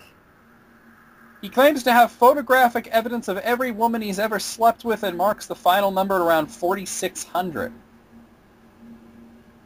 I thought, what? Apparently, if you go through his photo albums, you might want to have a Purell on hand. Jeez. All right, this next one I've never even heard of, Umberto Bilo. No. It says he was a bellhop at the Venetian Hotel in Las Vegas, and in his illustrious career of carrying bags for people, he must have been with around 8,000 women. Holy shit. Shit.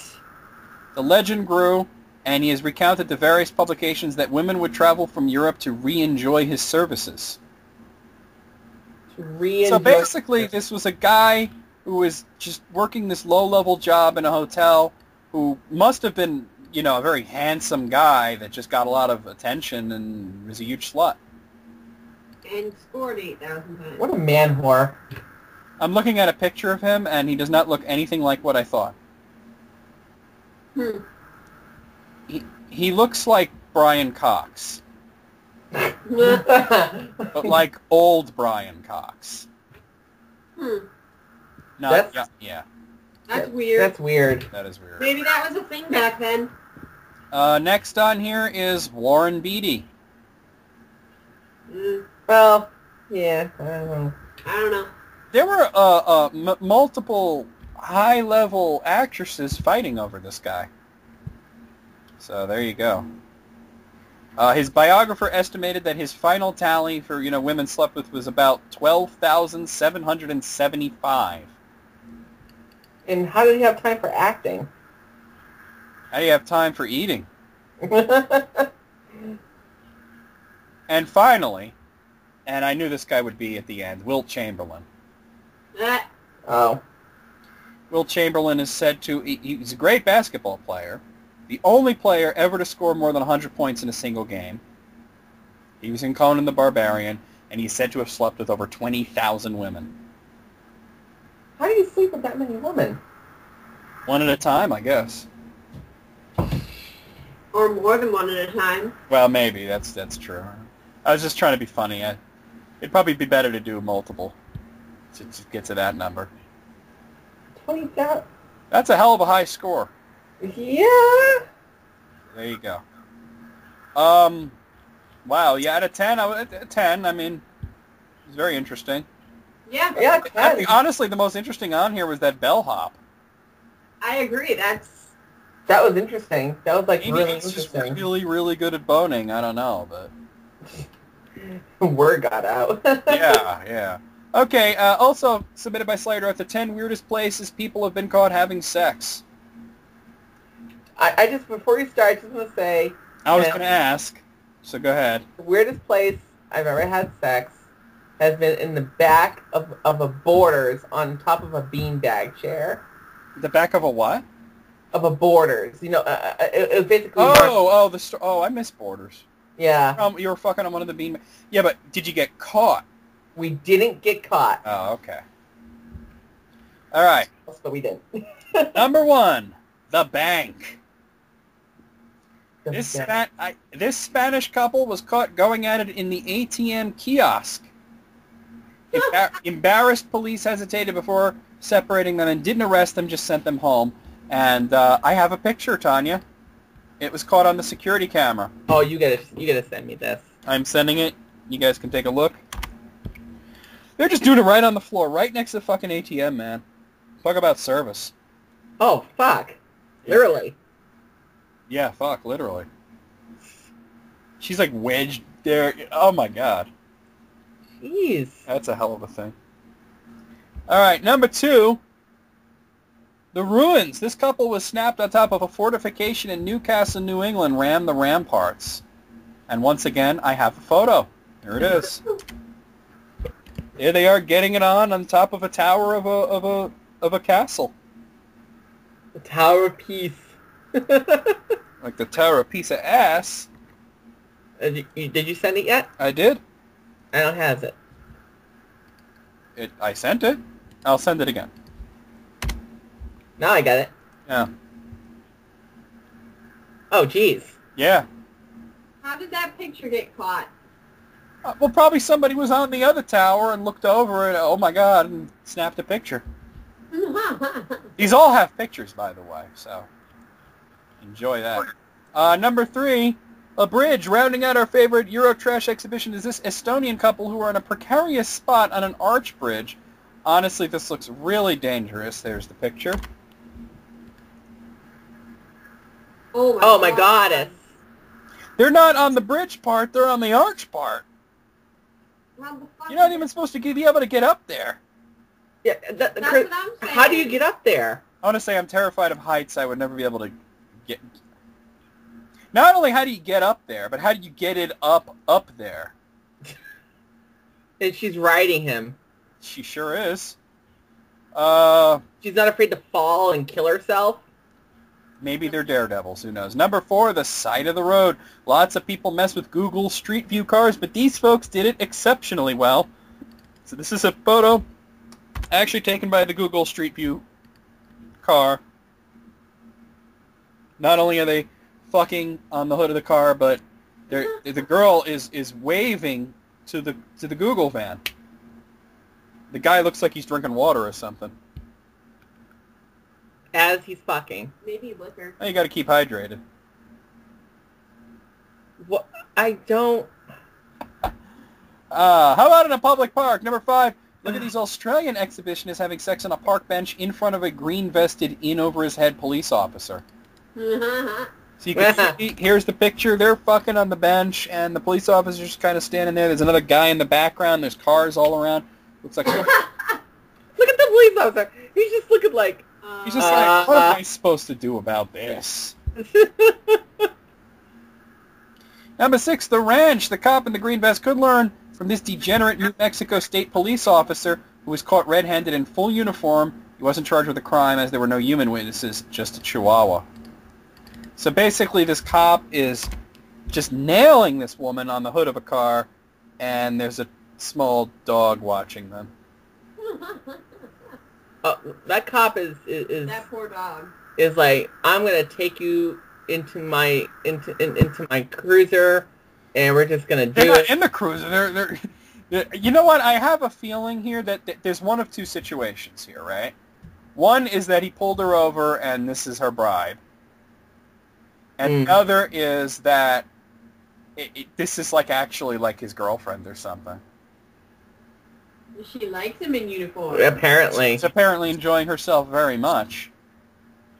and that child is just like, "What are you doing?" Number 7, the roof. This couple was up on a roof at the University of Southern California, which actually seems pretty reasonable. USC has beautiful people, nice weather, and a performance-oriented culture, so why not? Well, let me tell you, like I said, I'm not too good with heights. This looks dangerous. There you go. No. No. Yeah. No, I'm not very fond of heights, so no. All right, number 8, the stadium. This isn't penetrative intercourse, but it's probably the most public of any of these exhibitionists. These 3 cuckoos got up to some heavy petting on the upper deck of a Fenway Park and were captured on camera by ESPN. Fenway! There's the photo.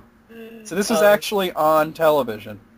Looks like a guy and 2 girls, and it looks like they're double teaming this chick and jerking her off.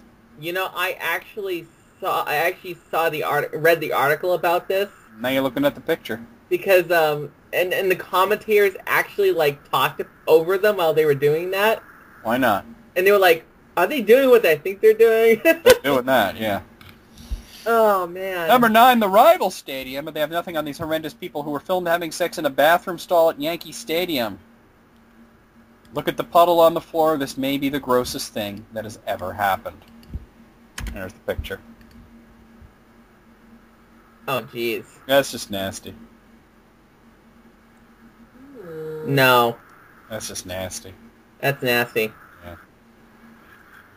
Number 10, this is the final one, and there's no photo of this one. How about in a church? In 2002, radio hosts Opie and Anthony got into huge trouble for encouraging people to bone all over the place, and one couple went to a vestibule in New York's St. Patrick's Cathedral while Mass was going on. The blasphemers were arrested, and Opie and Anthony were fired. Wow. I don't have a photo, but I do have a copy of the police report if you want to see it. There it is. But, yeah. Let's see. The defendants, knowing its content and character, produced, presented, and directed an obscene performance or participated in a portion which was obscene or which contributed to its obscenity. The defendants... I can't read any more of that, but there you go. They fucked in the church. In a lewd manner in a place. Oh, man. Slayer Darth also sent this one to his list, the top 5... Oh, let's rank that out of 9. 9. What do you guys think? 9. 9. Okay, he sent this is his list. This is really dumb. Top 5 stereotypical things guys say when having sex with women. Okay. Number 5, have you done this before? Number 4, he put my name in this for some reason. Number 4, John Sierra sent me here. What? Number 3, say my name. Number 2, I'm just going through this quickly. This is dumb. Number 2, who's your daddy? And number 1, say I'm the best you've ever had. The hell is wrong with him? I can't... What? That's a 1. Carissa? His douchebaggery astounds me. 1. 1. His douchebaggery astounds you. Oh, that's good. Let's see what else I got. Okay, here's one from Wrestling's Real. From Conquest and AskMen.com. Oh, no, I'm sorry. That's the first thing on the list. AskMen.com, the top 10 big budget pornos. Oh, boy. Yes. Number 10, Conquest, which was made on a budget of $150,000 in 1997. Before Pirates, there was a different big budget porn flick with a pirate theme that paved the way for more high-quality productions. Conquest was one of the first big budget porn movies in the adult film industry and turned out to be a big hit. With stars like Jenna Jameson, a quality soundtrack, and scenes shot on actual ships at sea, there weren't any questions as to whether the film would be well received. After watching the film, we're sure you'll agree it was money well spent. As you can clearly see, they put a great deal of time, money, and effort into the whole ordeal. Needless to say, viewers enjoyed what they saw, which opened the door for movie makers to further invest into big-budget productions. Okay. Interesting. Number 9 is Flashpoint X. Flashpoint X. They really should have called it Flashpoint, but I digress. Flashpoint X was made with a budget of $220,000 in 1998. Flashpoint X was a late 90s adult version of Backdraft with a plot about firefighters putting out real fires and lighting some sexual ones at the same time. The highlight of this big-budget porn was that Jenna Jameson was in her prime. At the time, having Jenna was enough, but this movie also had Jill Kelly and Asia Carrera to add some more star power. So there you go. Okay. Number 8, Manhunters. Manhunters. This was made for a budget of $250,000 in 2006. I see Julie on Steam playing Saints Row. I don't think she got my text. I haven't seen Julie on Steam playing Saints Row. I don't think... It's kind of too late now, but I don't think she got my text. Wicked Pictures is one of the biggest brand names in the adult film industry, and its 2006 hit Manhunters is one of their best productions. The plot revolves around 4 female bounty hunters who are on the prowl for bad guys. Think Charlie's Angels with all the details that Charlie left out. There you go. Hot. Carissa. Number 7, Operation Desert Stormy. Ah, really? This is actually a James Bond spoof, so... this was made a budget of $250,000 in 2007. Operation Desert Stormy is another one of Wicked Pictures' big-budget porns, but has a different undertone than some of the other movies on this list. This flick has its raunchy sex scenes, but also tries to give you some cheap laughs in between the moans and grunts. There you go. I guess the main star is Stormy Daniels. That's why they call it that. I know Stormy Daniels. There you go. She's certainly got huge hooters. Number 6 is Upload, which was made for $350,000 in 2007 from a high-quality cardboard sleeve to the first-class high-definition cameras that were used to film this porn. Upload was a big-budget success. As a matter of fact, Upload was such a success that it was the Titanic of the 2008 AVN Awards, that's the Adult Video News Awards, dominating the show and winning a total of 8 awards, including Feature Movie of the Year. There's a 4-disc set, including 2 DVD, 285-minute movie itself, plus 2 more DVDs of extras. That is a lot of spanking it. Spanking it, spanking it, spanking it, spank. Ursa already made that joke. I can't help it. It's just in my mind now. I fucking win. It's in my mind. Number 5 is Fashionistas, which was made for $500,000 in 2002. When it comes to porn enthusiasts, Fashionistas is generally near the top of everyone's list. The crew for this porn went all out to give it a real Hollywood feel. The costumes were extravagant, the cinematography was solid, and the lighting was on par for the silver screen. Overall, this is as close to best of both worlds attempt as you can get with an X-rated movie. So there you go. Wow. Mm-hmm. Apparently they hired somebody's nephew to Photoshop up the box cover, though. It's just awful. All right, number 4 is Pirates. We mentioned this one before. This is made for $1 million in 2005. Few porn flicks have been talked about as much as Pirates, the porn spin-off of the Hollywood hit Pirates of the Caribbean. Part of the reason for the popularity was the analogies to its Hollywood counterpart, but that wasn't all. Starring Jessie Jane, who has since become a superstar in the adult film industry, the film didn't cut any corners. The production was uncanny for a porn, including more than 300 different special effects and an original music score, which is definitely a rarity in adult films. Okay. You guys are writing these down, aren't you? Yeah. Yeah. There you go. Number 3 is Uninhibited. Uninhibited was made for $1.2 million in 1995, which is a lot of money back in 95 for a porno. Uninhibited is the work of the late Adult Video News Hall of Famer Buck Adams. The Antigua Pictures flick was shot on 35mm film and turned out to be one of the best films of the year with the Best Film nomination for the AVN. Huh. So there you go. My name is Buck Naked. I'm a porno actor. Apparently, yeah, I know, right? Oh, fuck. Apparently, HBO and the USA Network bought the rights to the film and edited it down to like an R rating, and they've been showing it, so... Really? Yeah, they cut out all the hardcore stuff. Number 2 is Pirates 2, Stagnetti's Revenge. I can't remember if I'm actually going to say this. I saw that movie. Oh my god, well did you know that had a budget of $8 million? Holy shit. I had no idea. If you have a hit single, you make a remix. If you write a great book, the second one will also be a bestseller, and if you make a good movie, the sequel is sure to follow. Overall, Pirates 2 didn't get as much praise or acclaim as the first movie in the series, but it did live up to the hype. It was, for the most part, just more of what the first movie was. Quality film production wrapped around filthy sex scenes. So there you go. It's so weird. You've seen it, huh? I actually saw both of them. Do you have the 4-disc collector set, Tanya? I do not. No, I How were they? Were these worth watching? You know what's weird is I think I saw the R-rated version. Oh, okay. Because it wasn't that raunchy for me, you know? Okay. But, like, the version I saw, it was actually, like, funny. Well, there you go. And finally, number 1, Caligula. Caligula was made in 1979 with a budget of $17.5 million. The acting in porn movies is pretty cheesy, right? Not in Caligula, a 1979 film whose makers cracked open the piggy bank to hire a real Hollywood crew, including Oscar award-winning actress Helen Mirren. Needless to say, she raised a lot of eyebrows when she accepted the role. This actually, I don't know if this belongs on the list, though. This wasn't initially conceived as a porno. No, what wasn't it initially conceived as? It was going to be a serious movie, and I think it was Bob Guccione who edited in a lot of X-rated scenes. Yeah, it's supposed to be like a drama. Yeah. Yeah, I mean, it had Malcolm McDowell in it. I mean, but none of the Hollywood actors were participating in the hardcore scenes.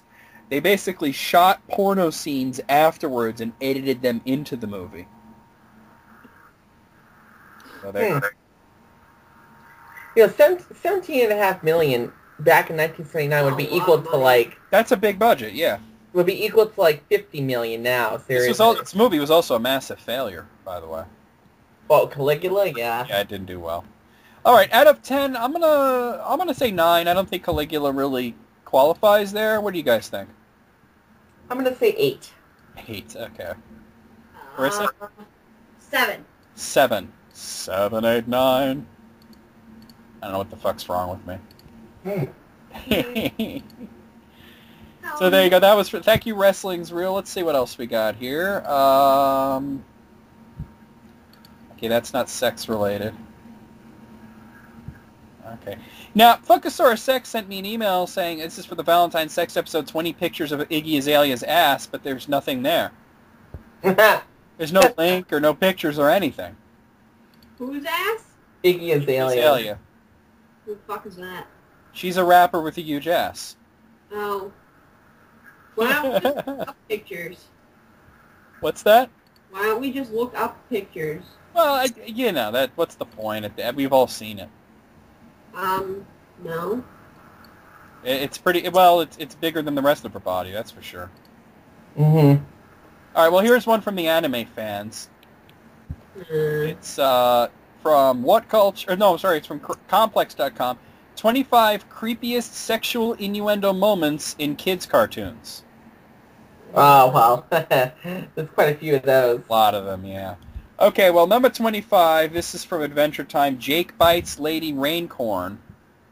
I don't quite understand. It looks dirty, but one of Adventure Time's more mild moments from bad to worse features an exchange between Jake the dog and his wife, Lady Raincorn, where Jake apologizes for biting her. Her response, "I wanted you to bite me." Jake begins to blush and laugh nervously and can only utter an "oh" before going silent. Lady Raincorn may very well have a wild side, which would make sense considering her and Jake have 5 children together. I wanted you to bite. Okay. Okay. Number 24, this is from Looney Tunes. Oh, God. Prison sex innuendos and jokes are fairly common in cartoons, but this one gets on the list for being an OG. Towards the end of Carrot Blanca, Bugs Bunny manages to trick General Pandemonium, played by Yosemite Sam, into putting himself in jail. As Bugs heads out, Yosemite takes a look around his jail cell and sees a cellmate batting his eyelashes at him with a lustful look. Sure, what happens between the two is left to the imagination, but there's something much more curious about where did the cellmate get those slippers? Jeez. That's pretty... that was back in 1995, too. Oh, wow. Mm-hmm. Number 93, this is from the Smurfs. Smurfs. Although Smurfette could practically control the entire Smurf village if she wanted to, she was made by Gargamel to destroy the village after all. Not everyone can be manipulated by her allure. Case in point, in Super Smurf, Smurfette attempts to reclaim a bunch of food stolen from the Smurf village by an ogre named Big Mouth. He calls Smurfette a Smurf, which leads to this response, "Oh, you silly ogre, I'm not a Smurf, I'm a Smurfette. Wanna see?" The ogre ponders the question for a moment before saying no, but what if he had said yes? The possibilities are gross. Ah. You think? That is really raunchy for the Smurfs, huh? Yeah. Wow. I never saw that episode. Did they get away with that shit, really? Apparently, yeah. Number 22, this is from Batman Beyond. As soon as the opening credits in this show appeared on your TV screen, you knew a few sexual innuendos were bound to pop up. In Golem, Hamilton Hill High School students Nelson Nash and Bobby Blade Summer are hanging out at the mall when Nash says he wants to go for a ride. You like that car more than me, says Summer. Who's talking about cars? Responds Nash. The line was so blatant that the Hub channel caught it and edited it out. But an even funnier fact, indirectly a part of this, Nash, beyond stereotypical high school athlete and bully, was voiced by Seth Green. Who's talking about cars? That's good. Number 21. This is from SpongeBob. You could interpret the entire episode as one long running sexual innuendo. In it, Patrick and SpongeBob end up caring for a baby scallop, with the two taking on the role of father and mother, respectively. The episode's final line, where Patrick tells SpongeBob they should have another one, meaning have another scallop, is the moment that's often pointed out, but we beg to differ. The best moment from this episode is when a couple sees Patrick and SpongeBob with the baby clam and wonders how such a pairing could have occurred. At least we know that Patrick and SpongeBob served as the scallop's adoptive parents. We still have no clue how Pearl, Mr. Krabs' daughter, was conceived, though. Yep. All right, number 20. This is from The Grim Adventures of Billy and Mandy. Yay! If anything came close to being the Cartoon Network's equivalent of Nickelodeon's Invader Zim, it was this show. In this episode, there was a brief moment where Irwin, the poor kid who seems to always get caught in between Billy and Mandy's shenanigans, attempts to save the latter from falling from a platform. Irwin tells Mandy to grab his hand, and she says, "Ew, no way, I know where that hand has been." Knowing that Irwin has a crush on Mandy, one could interpret this exchange as a masturbation reference. Let's be honest, Irwin can barely contain himself when it comes to Mandy, flirting with her at every chance he gets. Poor Irwin, not only is his mom a mummy, look it up, it's true, but he can't even get the girl he probably thinks of during his personal special time. That's wrong.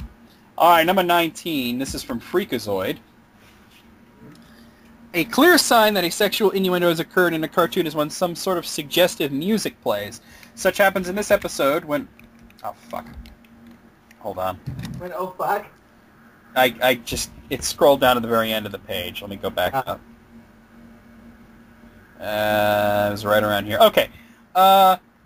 Freakazoid meets a dumb alien, and during their adventures, the two take a break to eat carrots.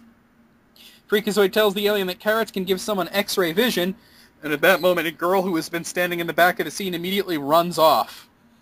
Just as she disappears, the suggestive music begins to play. There you go. Number 18, this one's also from The Grim Adventures of Billy and Mandy. Yay! Billy and Mandy were pretty bad. In this episode, Mandy tells Billy how his mouth looks like some sort of cuttlefish. Billy says that chicks dig cuttlefish, and Mandy responds, "And your mouth looks like a big, disgusting sucker." Billy replies with "chicks dig," and is interrupted by Grim, who says, "Don't go there." Chicks dig. Wow. Wow. Don't go there. Number 17, this is from the Powerpuff Girls. Considering Craig McCracken also wrote some episodes for Dexter's Laboratory, it makes sense that McCracken, the creator of the Powerpuff Girls' sexual allusions in the show, one that immediately comes to mind is in Super Friends, where the Powerpuff Girls bring a friend to their home. The sisters introduce their friend to the professor and proceed to tell her how an accident made by the professor resulted in their being. The professor laughs it off, but then becomes quiet when the friend says, "Don't worry, Professor, I was a mistake too."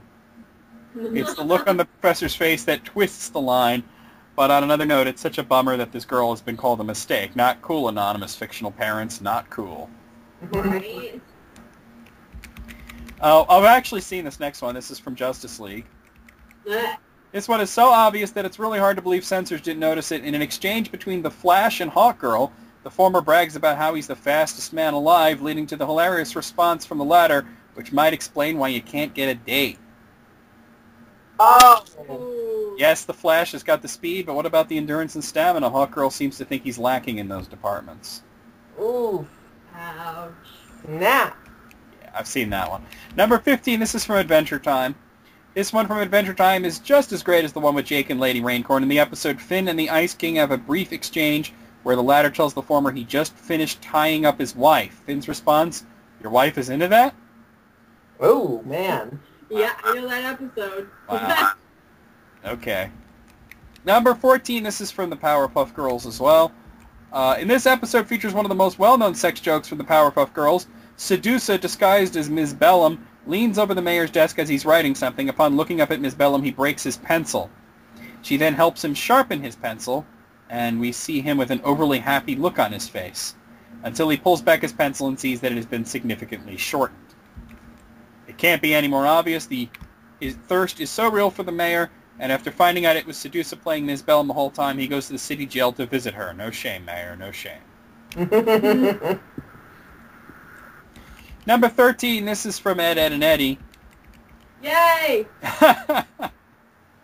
Sometimes an innuendo just doesn't need to occur during an interaction between characters. Sometimes it can appear as a sticky note in a bathroom.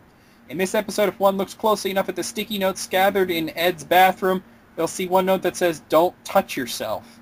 We all know what that means, and if you don't, the Divinals made an entire song dedicated to it. Looks like Ed doesn't clean up after himself when he's quenching his sexual urges, and now the entire world knows. Jeez. That's pretty funny. Number 12, this is from Dexter's Laboratory. Yay! The moment that occurs in this episode is simultaneously funny and sad. Mandark, disguised as Dexter's mom, attempts to sneak into Dexter's lab. As he makes his way to Dexter's room, Dexter's father's... I'm saying the word Dexter so many times it's lost all its meaning at this point. Do they not know what pronouns are? Dexter. Yeah. As he makes his way to Dexter's room, Dexter's father sees him and asks him if he's coming to bed. Remember, Mandark is dressed as Dexter's mother. Mandark says that a roast is burning and therefore will have to sleep downstairs, which leads to Dexter's father responding, "Oh, come on, that's what you always say." Looks like Dexter's mom and dad haven't had marital relations in a while, which is probably why his dad has had his special bathroom privacy time. It's because his older sister turned out special. There you go. Number 11, this is from Johnny Bravo.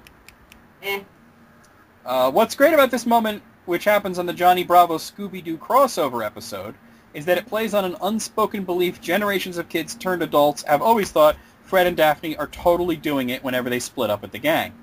When Daphne plans to split up with Velma in this episode, Fred quickly interrupts, rolling his eyes in a way that lets you know he's frustrated.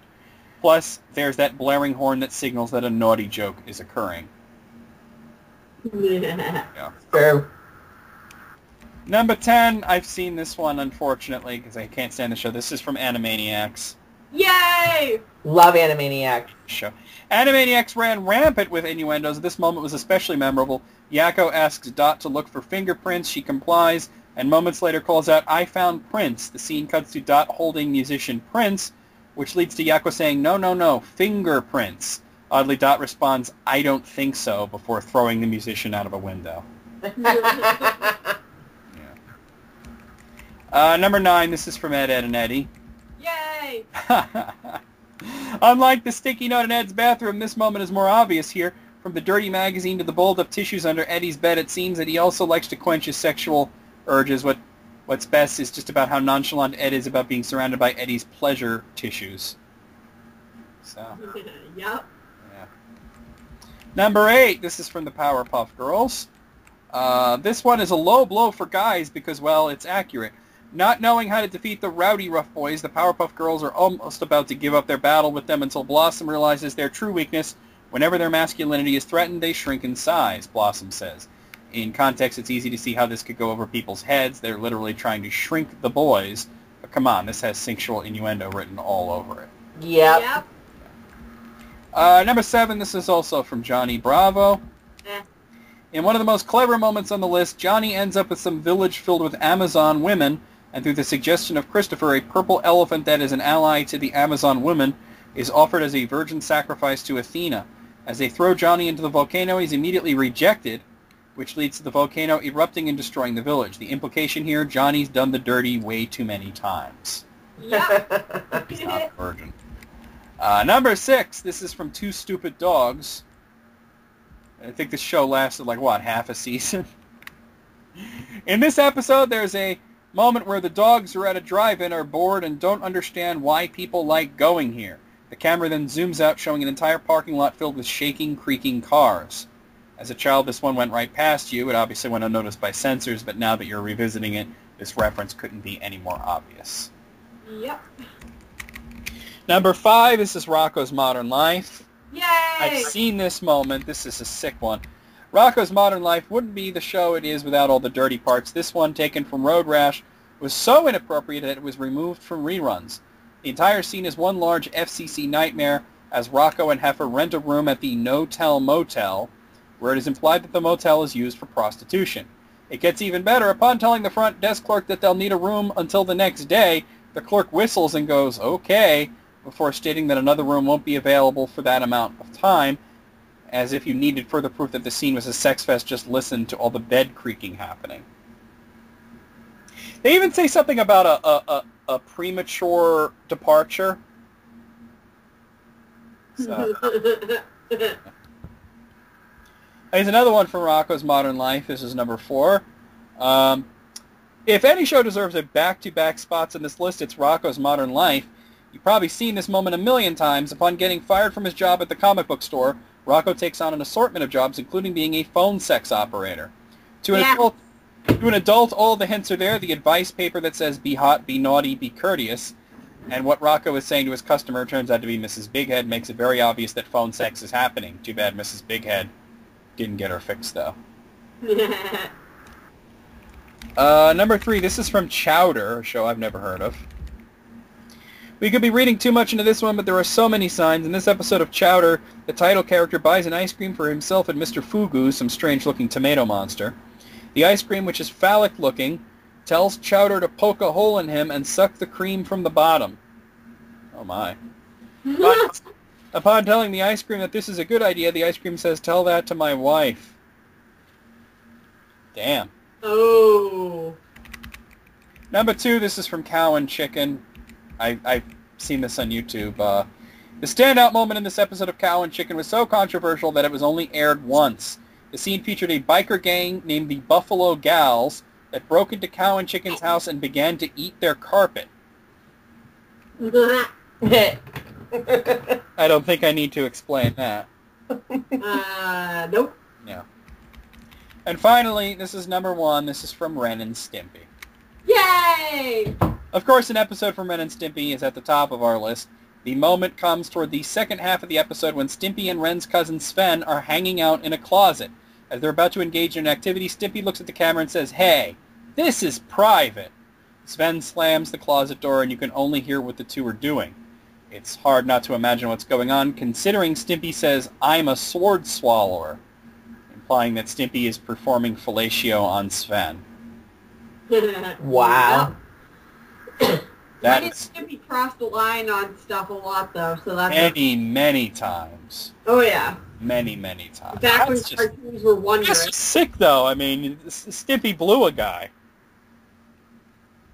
I'm a sword swallower. Duh. Hey, this is private. Oh, and they were in the kitty litter box, too, so. This is true. At a 25, yeah.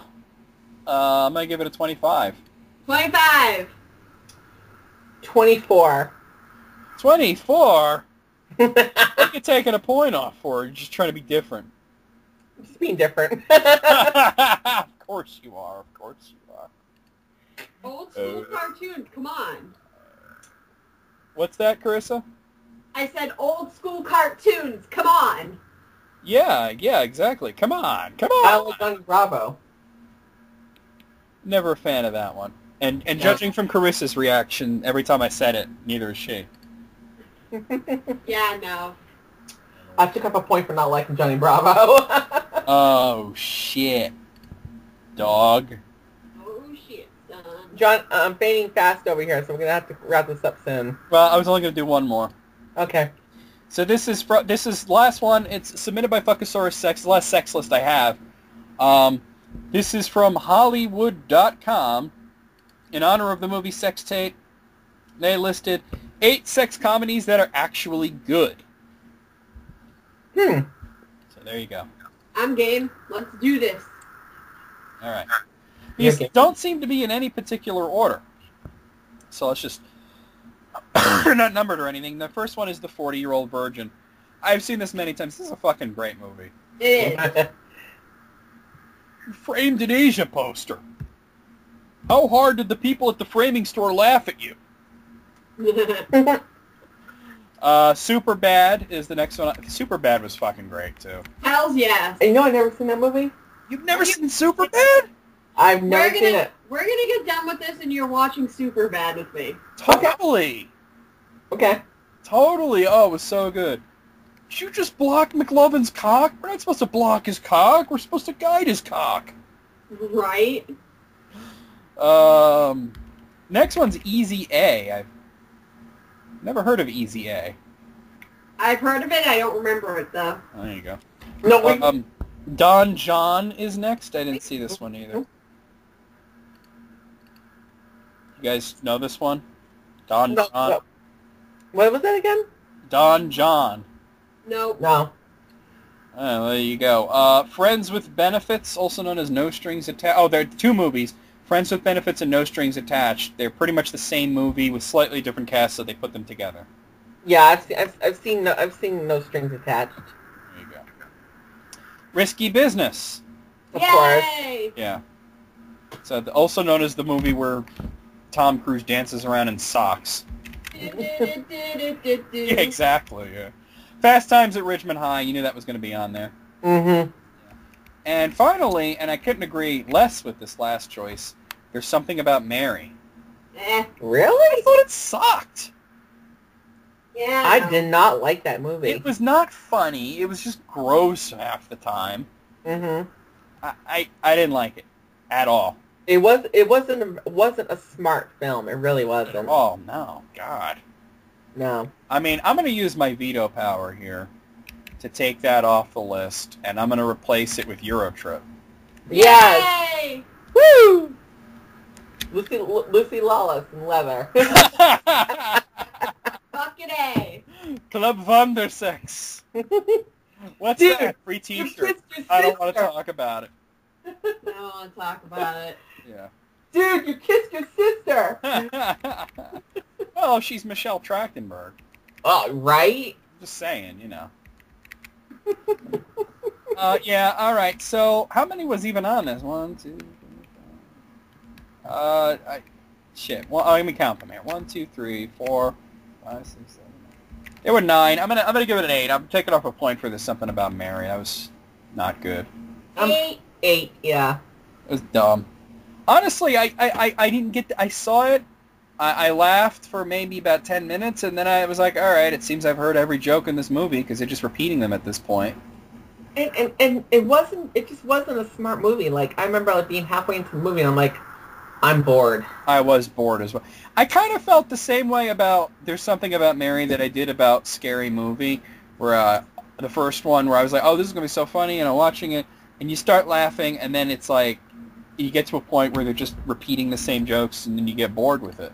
You get really bored and it's like, okay, and you're checking how many minutes are left on it. You're like, really? Yeah, and it's like, all right, well, this is getting gross now. You know, I don't know. It's just, it didn't do it for me. Well, I got to say, the star of this episode was Fuckosaurus Sex, who definitely sent in the most sex-related lists. Rock on, dude. I mean, they weren't all great lists, but he certainly sent a lot of them. The cartoon list was the bomb. Well, I think that was the anime fans that sent that.